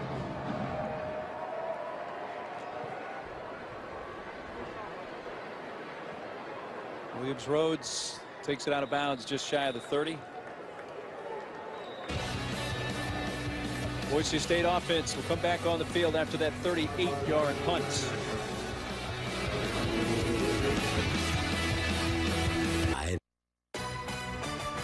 ESPN College Football, brought to you by the Quesarito and Volcano Quesarito Big Boxes. Grab them at Taco Bell. I don't remember when Elvis dyed his hair blue, but I may have missed that sometime in the 70s. 31-7 Boise State. Broncos take over at their own 30. Brett Rippon leading the Broncos offense, his 5th consecutive start. Back to throw on first down and throws a strike to the 35-yard line, advanced all the way to the 42 by Jake Rowe, the tight end, with his first catch. You know, the numbers that stick out, you know, last week, a rough week, he had a career-high 50 pass attempts, 25 of 50, did have 299 yards, but picked 3 times. Is that a pretty nice bounce-back game tonight, Tom? Yeah, I'd say so. Yeah, 2 fumbles and 3 interceptions. McNichols all the way inside the Wyoming 30, pushed out by Andrew Wingard. You know, it's interesting about Rippon, Mark. You know, Brian Harsin was asked at the beginning of this week. They said, hey, did you ever think about pulling, Brad Rippon from the game? And you see how quick. After the 32-yard run, McNichols goes for a couple. Stopped by DJ May. Yeah, getting back on my train of thought, McNichols was so quick through the hole. I was like, wow. But you know, Rippon, he didn't want to ever sub Rippon out of that Utah State game because, as a true freshman, it's a time for growth, right? And you're going to go through some tough times, and he got batted around pretty good. McNichols with his 23rd carry of the night. Now up to 108 yards. Another tackle for DJ May. A true freshman from Spokane, Washington. Made his first start. That was against Virginia in week 4 of the season. Yep. Ryan Finley got the first 3 starts for the Broncos this year. Rippon to throw on the move. And caught at the 17-yard line and down the sideline towards the pylon. He lost it in the end zone. I'm going to say he's out at the 1. David Lucero, the tight end, his first grab of the night.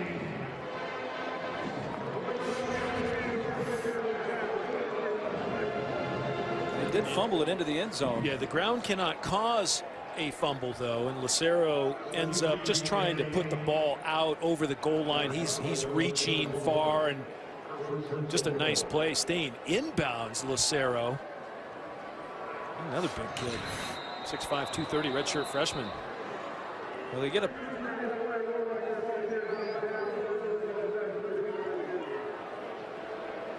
so they'll take another look at it, but what we saw on the couple of replays there was him, as you mentioned, Tom, lunging for the end zone. Ball came down short. It came out at that point, but it looked like he was down. Yeah, he extends the ball out really nicely, and you know, hey, that's watching the NFL guys on Sunday, right? I mean, you lay the ball out, you can score. Good look right down the sideline. Sarah Winger came over and put a lick on him at the end. Boy, Winger can run. I'll tell you, he's a track and field guy coming out of Ralston Valley. He might even want to join the track team up at Wyoming. He's a 110 high hurdle, 110-meter guy. Did it come out before the wrist hit the ground? Tough to tell from that angle. I don't think there's enough to overturn the call on the field. No, it comes out. He's down. Yeah, it just comes out when he extends the ball, and the ground just can't. By rule, the ground can't cause a fumble. Now, obviously, if he had fumbled before being down and went into the end zone, it'd be a touchback and would come out to Wyoming. Wingard put the lick on him.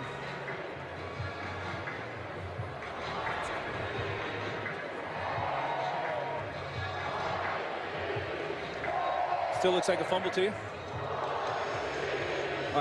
No. Looks like no fumble to you. No, I've moved on. Yeah, I'm sorry. I was thinking about Wingard running the 110-meter high hurdles in 14.7. I was like, man, he was fifth in the state of Colorado. Like, he got there quick to upend Lucero.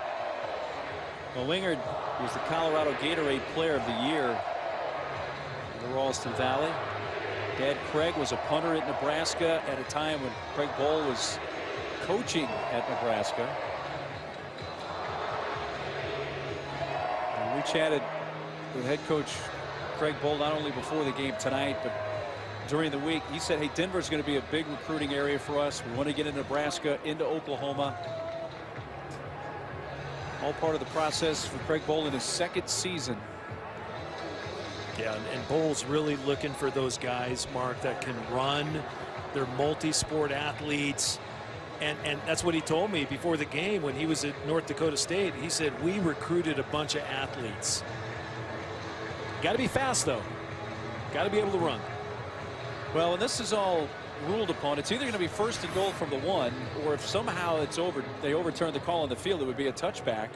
And Wyoming would have it out at the 20. But we haven't seen anything from our perspective that's going to overturn the call on the field. I was talking to Joe Nickel, the SID for Boise yesterday. I said, what do you like doing up here in Boise? He goes, I love going camping. And I'm thinking we could pitch a tent during these reviews. Yeah. I'm thinking about going camping. Roast some marshmallows. Yeah. Hey.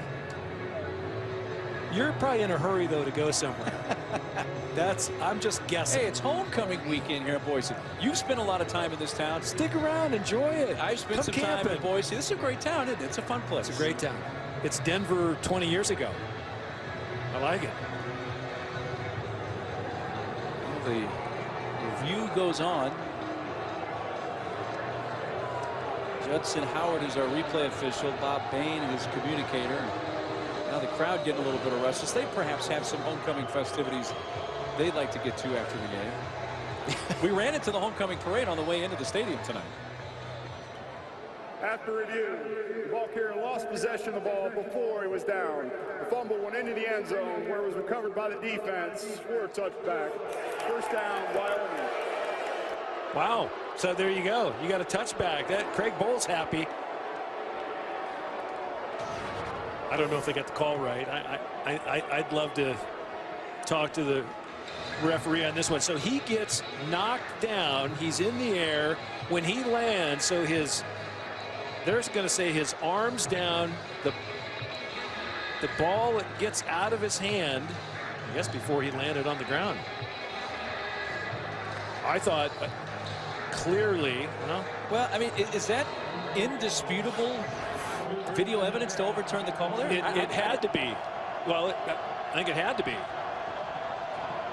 Well, see if Wyoming can take advantage. They give to Brian Hill for a yard and a half. I will say this, Mark, the replay booth has different angles. They don't always rely on the great shots that ESPN provides. They do have some other cameras that they rely on, and the replay booth is in the booth next to us, but they have tinted windows, so we actually can't see in the booth. We did chat with Judson Howard before the game, the replay official. That's a big break for Wyoming. And the first Boise turnover of the night.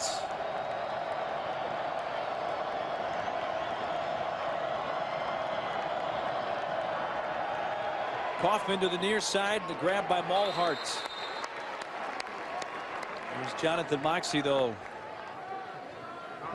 Boise State a pick up a 3. I'm just really surprised they have not gone to the opposite side of Jonathan Moxey. I think Moxey's a really good corner for Boise State. Opposite him is Raymond Ford, and he, of course, is playing for the injured Dante Dion, who's been out with an injury and didn't start tonight. 3rd down and 4.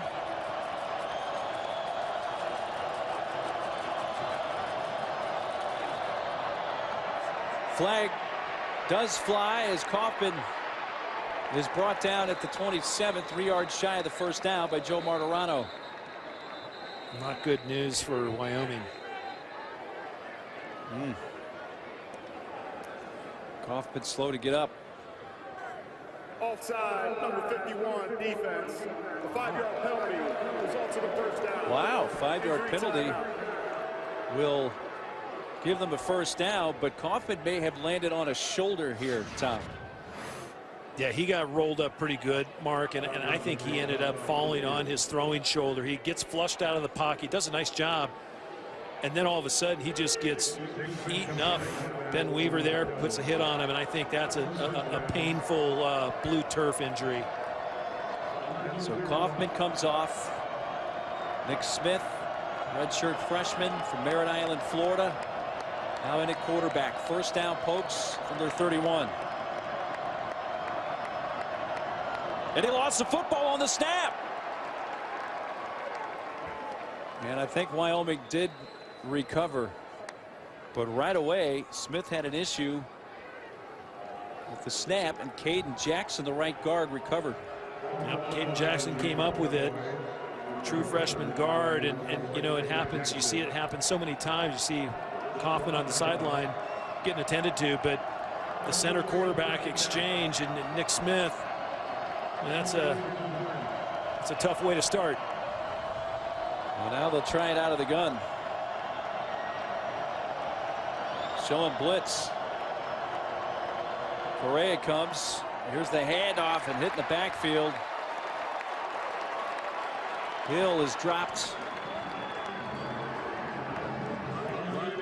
Tui loss of 2. Boy, Correa just plays at such a high rate of speed. You know, he's really an active player, number 8. He comes off the edge. Justin Tuia Man, as well there, number 90. In addition to Correa. 1 of 6 on 3rd down. The Pokes tonight, under 5 minutes to go in this 3rd quarter from Boise.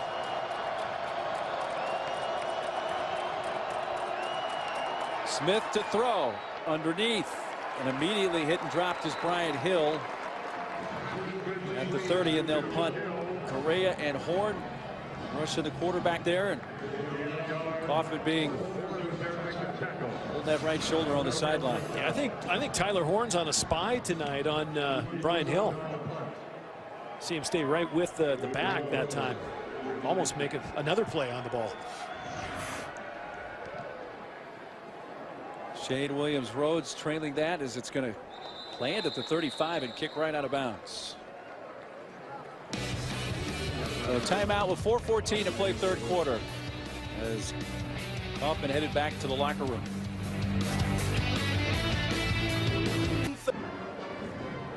4:14 to play, third quarter, 31-7. Boise State. We saw Brian Harsin there talking with the officials.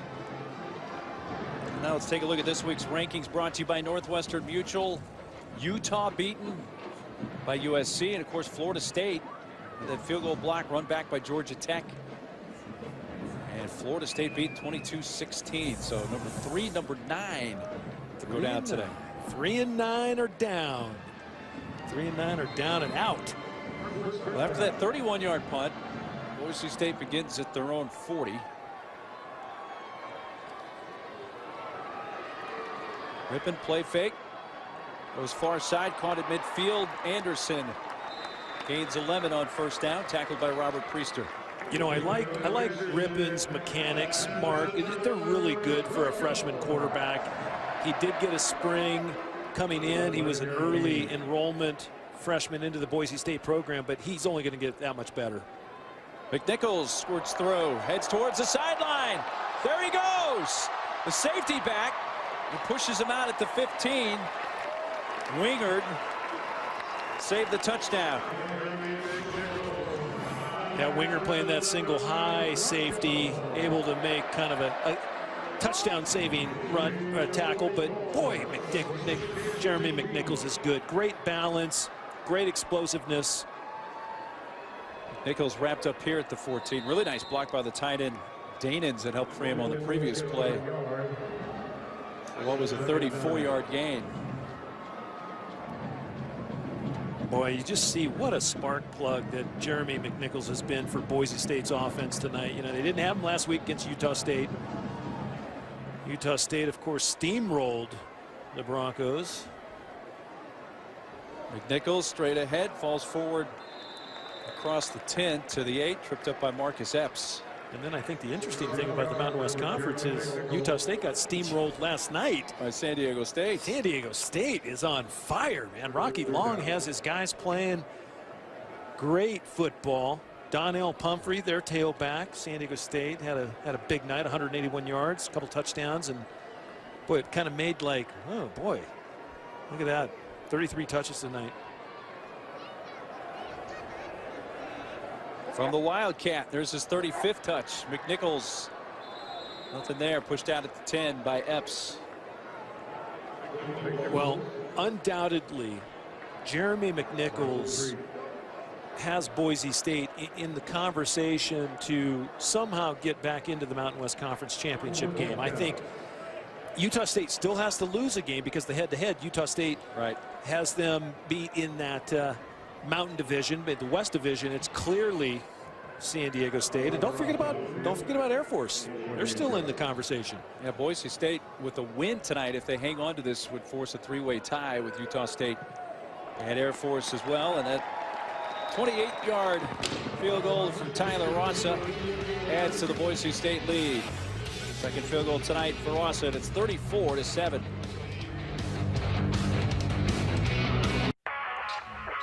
After tonight's Pac-12 showdown, stick around for Sports Center at night. Catch a post-game recap plus a full breakdown of the day in college football. Sports Center at night kicking off right after Washington Stanford on ESPN and streaming live on Watch ESPN. 6-play, 49 yards on that drive, ate up about 2 minutes 20 seconds, capped off by the Rossa 28-yard field goal. 34-7 Broncos. Under 2 minutes to play, third quarter from Boise. Brian Harsin studying the game on that sideline.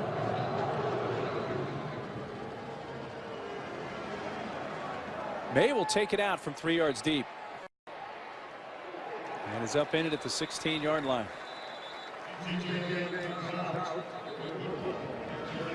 The Wyoming with one score tonight. It came on their final possession of the first half. It was a Jake Mulhart 15-yard touchdown catch. Other than that, all Broncos tonight. Yeah, I was going to say, now it's Nick Smith's time to kind of get some good playing experience, because, you know, they really had counted on Cameron Kaufman tonight, coming in, playing well. They didn't have the ball a lot in that first quarter. Boise State kind of dominated the clock. They did come back with that nice score before the end of the half. Kaufman, of course, to Mulhart, but now with Kaufman injury in his shoulder, Nick Smith, he's getting all the snaps. Here's the handoff, jet sweep. Running left. Here's Nico Evans. Down the sideline before he's run down by Joe Martorano. All the way up to the 30. And Nico Evans coming in to tonight's game only had 8 carries for 13 yards. 17-yard gain there up to the 34-yard line, first down. That was his second carry of the night.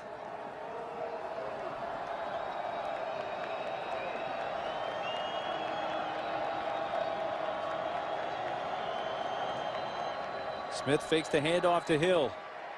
Rolls right, throws on the move, and missed his target. In fact, is fortunate that wasn't picked by Raymond Ford, who had an opportunity.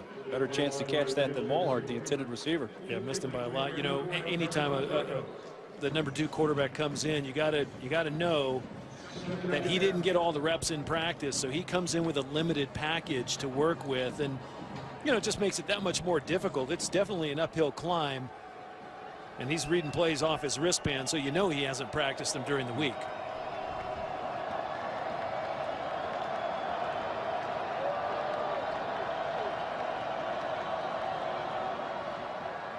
Brian Hill hit and dropped at the 38-yard line by Chancellor James. It's a nice play by Chancellor James. He does a nice job holding the edge, really from that kind of an outside hybrid outside linebacker position. They list him as a nickelback. Played at Steel Canyon High School, Spring Valley, California, and on the outskirts of San Diego. 3rd and 6, 40 seconds and counting to play, third quarter. Smith drops back, looks for Hill, finds him in the flat, makes a move to the sideline across the 45. He'll have the first down at the 47-yard line. Wow, Brian Hill, you know, he could have gotten out of a phone booth that time with 3 guys at the door of the phone booth. I mean, he put a little move on and got up the sideline, and when he caught the ball, he did not have enough for the first down, but he really made a nice elusive move or two. Whoop, yep, there he goes. And leaves about 3 guys in their tracks. This is a guy who's a sophomore, but someone you feel, Tom, has an NFL future, huh? Yeah, I think so. I think 10 more pounds and he's going to be a real nice looking guy at the NFL level. Barrels his way to the 48 for a yard or 2, and that takes us to the end of the third quarter. That's the end of the third quarter. All the points in that third quarter scored by Boise State, who added 10, and they lead at 34-7 as we'll head to the fourth.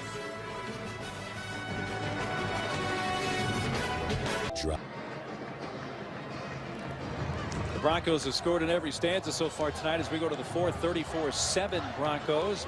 You need to be on the lookout for the Taco Bell student section and passionate fans like these at games all season long. Go to ESPN.com/Taco Bell. Learn how you can get to the college football playoff. Got the hard hats on tonight. Kids celebrating homecoming this weekend at Boise State. Rolling right, Smith takes off. There goes the quarterback. A first down upended at the 33-yard line. And Cameron Miles.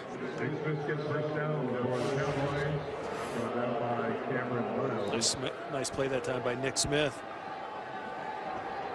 Little bootleg, and then no one in front of him, just took off running.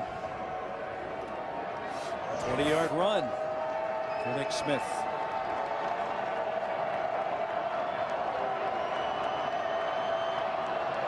Jordan Ellis, the fullback, paving the way for Hill, who's going right towards the sideline. Used a stiff arm, stumbles out of bounds at the 28, pushed there by Tyler Horton. Pick up a 4 yards. Yeah, I like Brian Hill.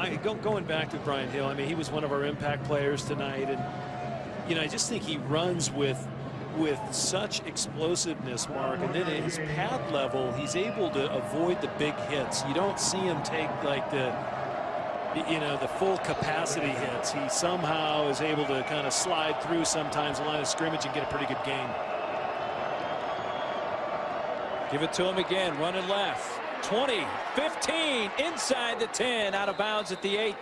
Tackled by Chancellor James. And that's his speed right there. And he's got great desire. You can see the great ones.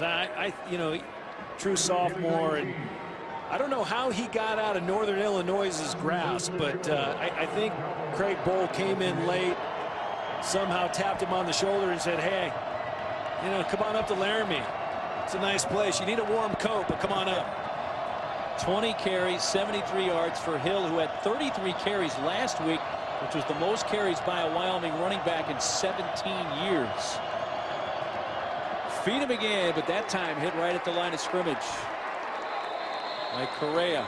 Yeah, Correa came off the edge that time and smoked him.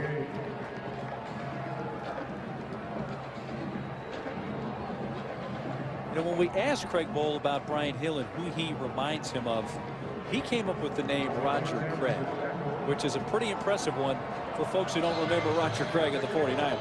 Yeah, and I told Craig Bolden, I said, people remember Roger Craig, and if they don't, they should Google him. Yes. Because Roger Craig, and Roger Craig was, I want to say, a number 2 guy behind Mike Rozier at Nebraska back when they were running power I. Quarterback keeping with Hill blocking. Nick Smith down at the 6. He gains 2. And Weaver, Will linebacker, with the tackle. And Roger Craig, of course, went on to a great career with the San Francisco 49ers. A couple Super Bowl champs later. But yeah, he was a great runner between the tackles, could catch the ball out of the backfield, get you the hard downs. And right now, Wyoming's facing a hard down on 3rd down. And a 3rd and goal from the 6.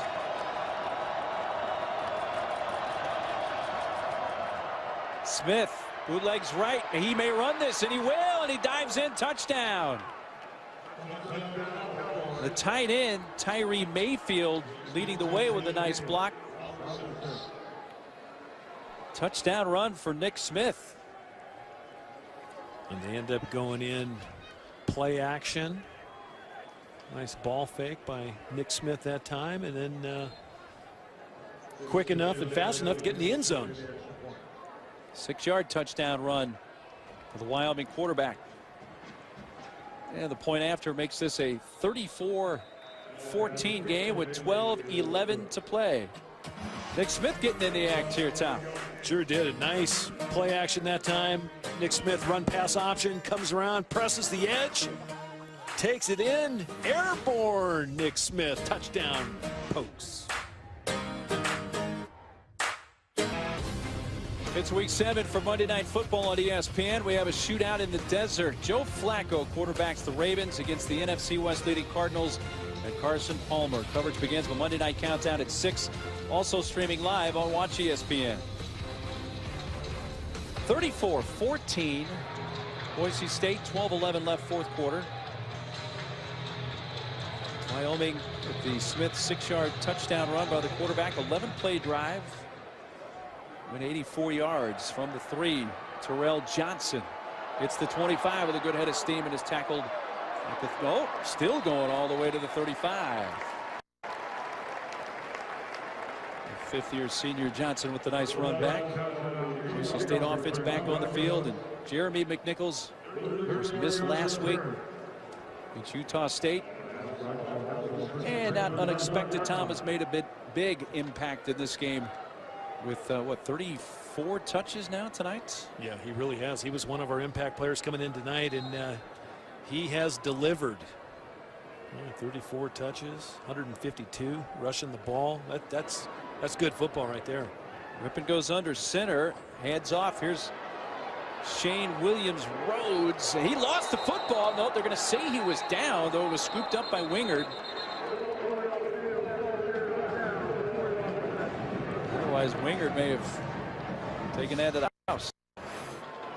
Andrew Wingard, he's a really good football player now. He's going to be an exceptional football player a year from now. I mean, he makes the tackle, strips the ball, and recovers it. I'm not sure where the play stopped. Well, maybe it's time to go camping again. I mean, get a review. I'll get the marshmallows ready. The reviews have taken an extraordinarily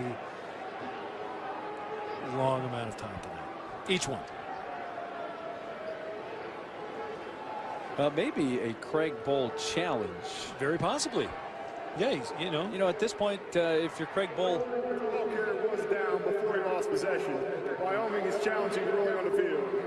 All right, so that's the reason. And you have to call a timeout to challenge. And you have one challenge per game that way. So that's what Craig Bowl has instituted here. Now we saw this angle, and it's you can't really tell. I don't think the ball's coming out until he's on his back from this angle. Yeah, it's hard. This angle might prove a little different. I mean, it's a really, really good play. You see Wingert has his hand on the ball right as he's tackling him, but I think he's down. Yeah, I don't think it's. It was close, but I think he was down. I don't think there's indisputable video evidence to overturn that. After review, the ruling on the field is confirmed. The ball carrier was down at second down. Wyoming is charged for the first time out of the half, and they're out of replay challenges for the rest of the game. You know, but again, if you're Craig Bowl in that instance, why not? Well, and I'll tell you what, he gains the respect of his players, Mark, because they know Craig Bowl is going to fight for him, and I know he's going to fight for him, but why not? You know, it happens right in front of your bench. It could have been a really super play. Well, if he somehow gets that overturned, it would have been a touchdown. Yeah, exactly. To the 43, Richardson.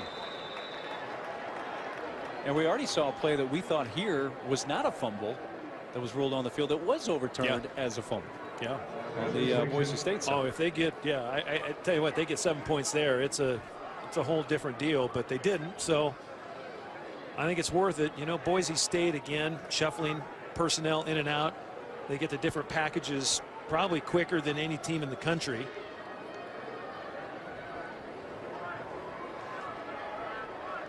McNichols breaks a tackle, uses a stiff arm. He's to the 48-yard line of Wyoming at first down. Andrew Wingard eventually bringing him down. He lost his helmet. Yeah, but when he loses a helmet,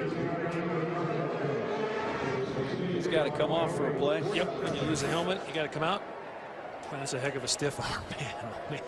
Jeremy McNichols put his forearm in Wingard's grill.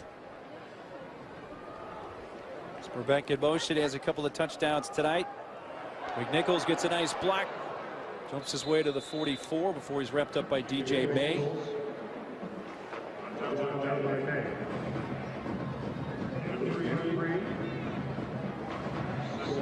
Well, on homecoming in Boise, Idaho, Albertson Stadium, along with former UCLA and former NFL quarterback Tom Ramsey, I'm Mark Neely. Not a bad night at all in Boise, Idaho. Still 51 degrees. Boise State with a win would go to 3-1 in conference play and create a three-way tie in the Mountain Division. Marcus Epps stop for Wyoming. Boy, that offensive line of Boise State just continues to kind of maul that front defensive line of Wyoming. They've really had great output tonight. But center Marcus Henry doing a nice job. Reese Odiombo, the left tackle, really doing a nice job protecting quarterback and opening holes for the tailback. Incomplete at the 39 for Huff, the intended receiver, and the defender Kamino was right there. Now, Jeremy McNichols tonight has 30 carries, 164 yards, and we mentioned he missed last week. And now up to 167 yards rushing. He had 100 carries on the nose for the season when he came in. So you're looking at a pretty good bump up in carries. And when you add touches, 37 touches tonight. The receptions as well. Yeah, he's done a great job. Wingard back to receive the punt at the 10. A flag. Did the play clock run out? Yep. Which will give the punter just a little bit more room. Yeah, that's a flag they really don't care about. It's a throwaway. Take 5 yards back and give your punter a little more room to kick.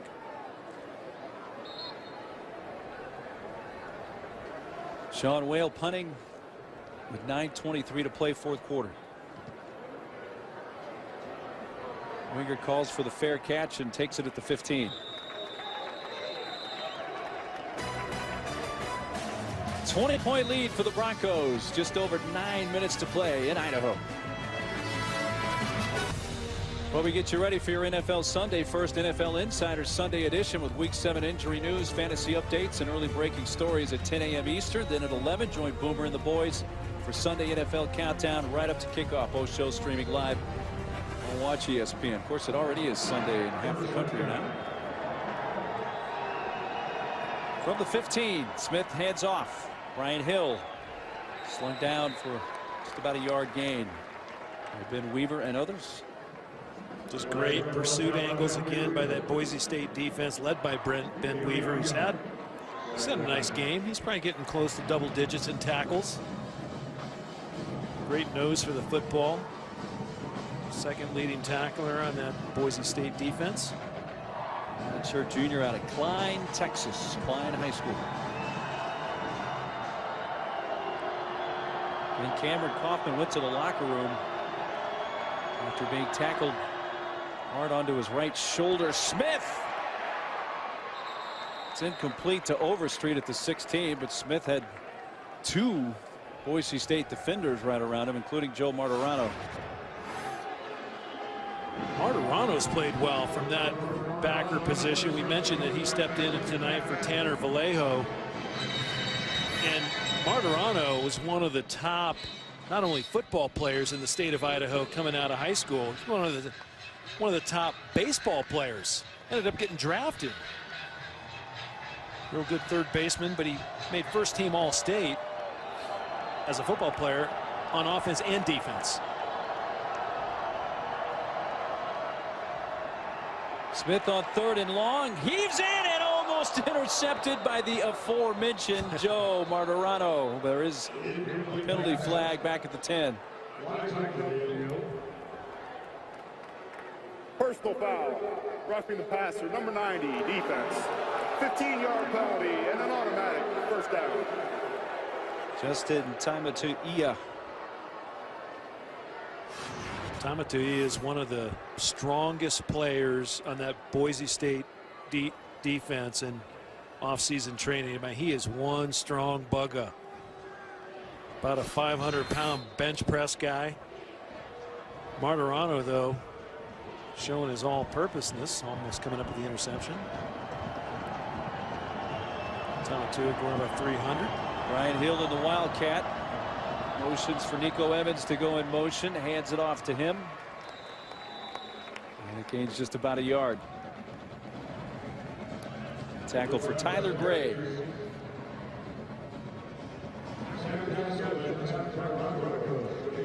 Yeah, you know what's interesting about Boise State? They're just so sure of themselves, Mark, on both sides of the ball, offense and defense. I think they practice so many situations during the course of a week. They just get to the game and they're really, really well prepared. Hill running right. Steps out at the 33. Well, Boise State, I think as a program, the way that they were beaten last week in Logan by Utah State 52-26, that's not going to sit well with any team.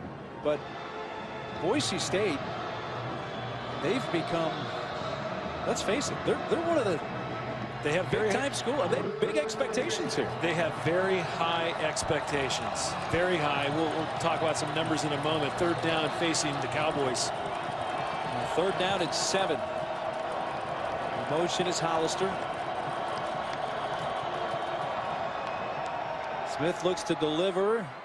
Wide and incomplete. At the 42, intended for James Price. Well, do you go for it here on 4th down if you're Wyoming, needing several scores? You got to going to go ahead and punt it away, and Boise State's going to get good field position again. But you said it, Mark. Boise State's one of the top teams in the country, and since the year 2000, they're #1 in the country. They're better than Ohio State.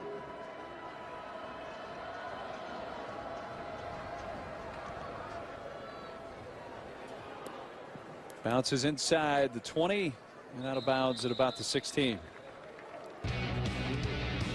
7:05 left.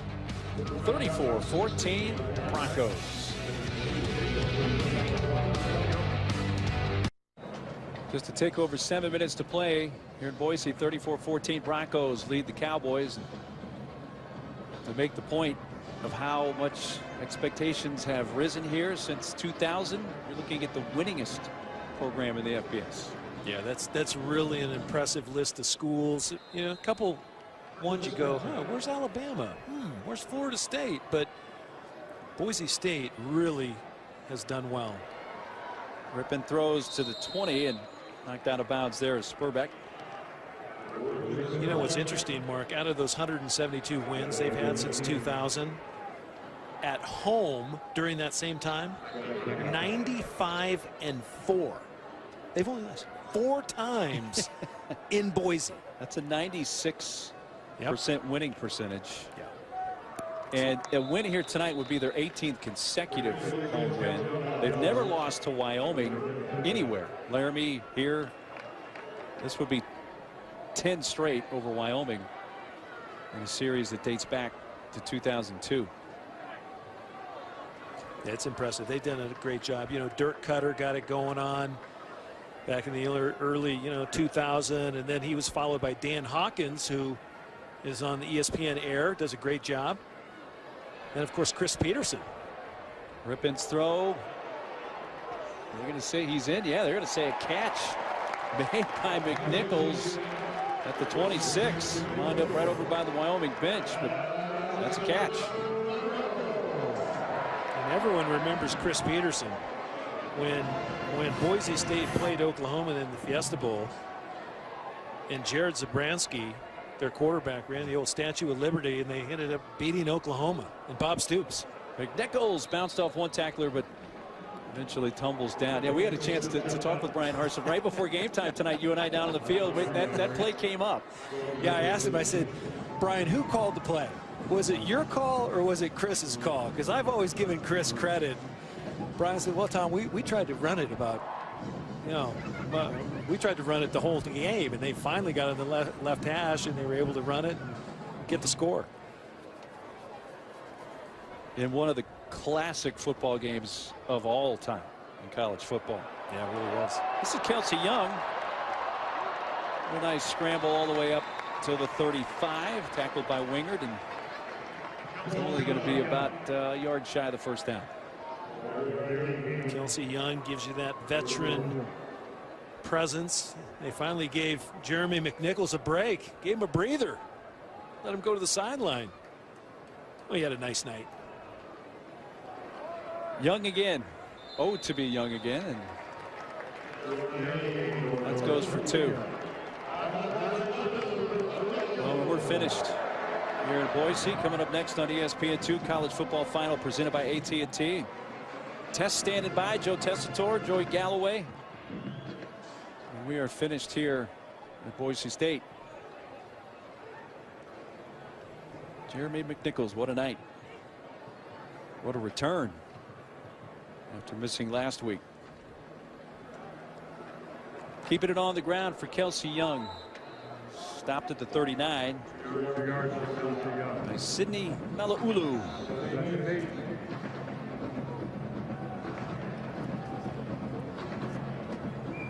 Kelsey Young last week at Utah State had to step up with McNichols out. He had 20 carries for 60 yards, a couple of rushing touchdowns last week.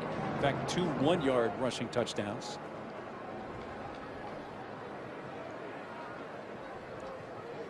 Yeah, they really got taken out of their game last week by Utah State.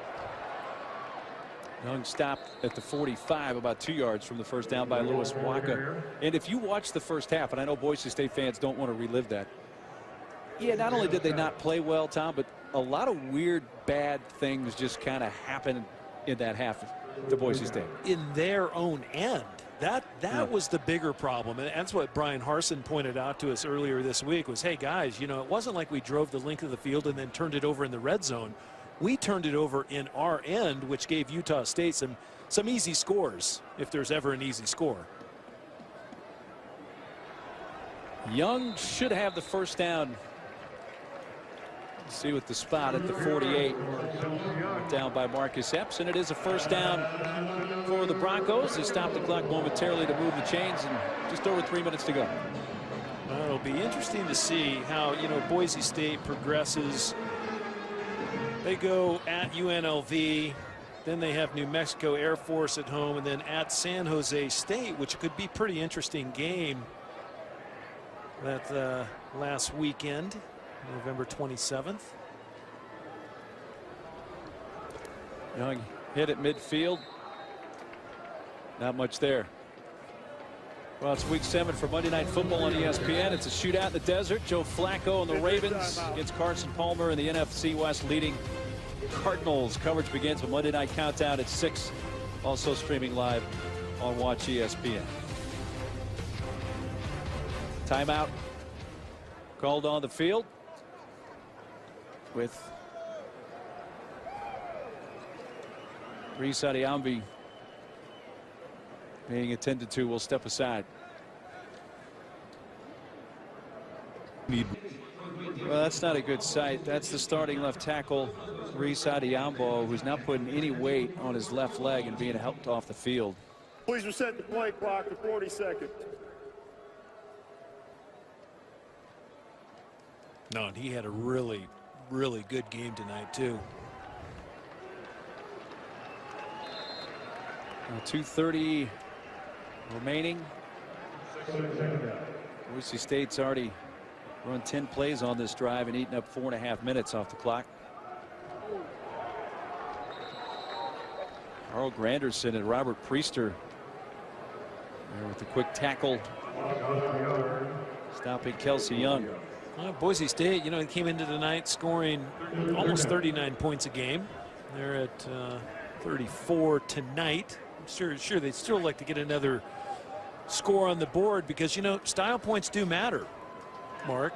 All of a sudden Baylor doesn't score 60 and all I hear is, oh, I don't know about Baylor anymore. What? Baylor's still really, really good. I think they played in a monsoon today and still put up a ton of points.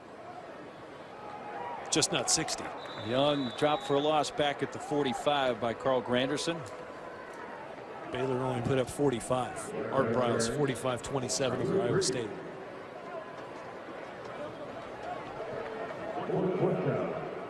Well, fourth down and the Broncos to punt.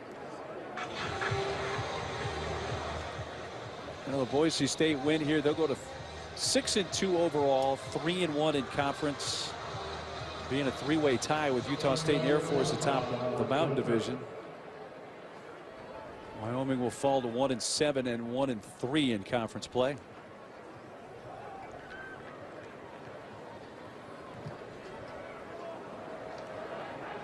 Wingard backs up, and now we'll let that sail over his head, but it's going to be down at the 5.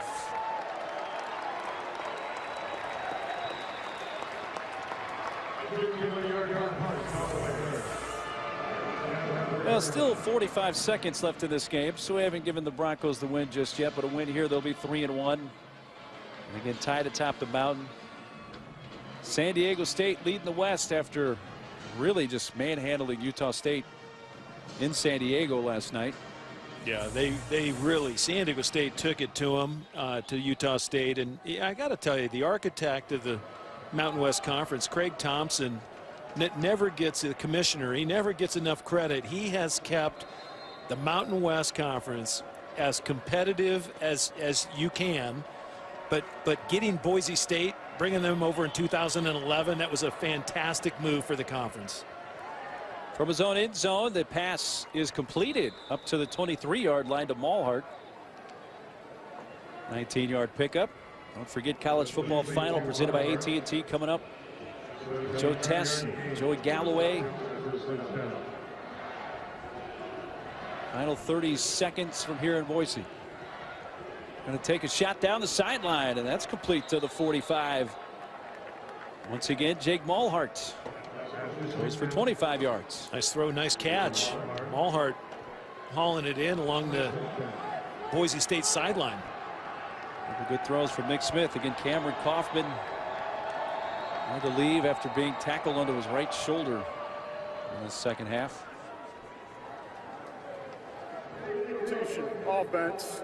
12 men in the formation. 5-yard penalty. First down. Can only play with 11. There is no 10-second runoff. The play resulted in a completed pass and went out of bounds. Otherwise, we would have had a 10-second runoff. Yeah, they ran a player on late. Got caught.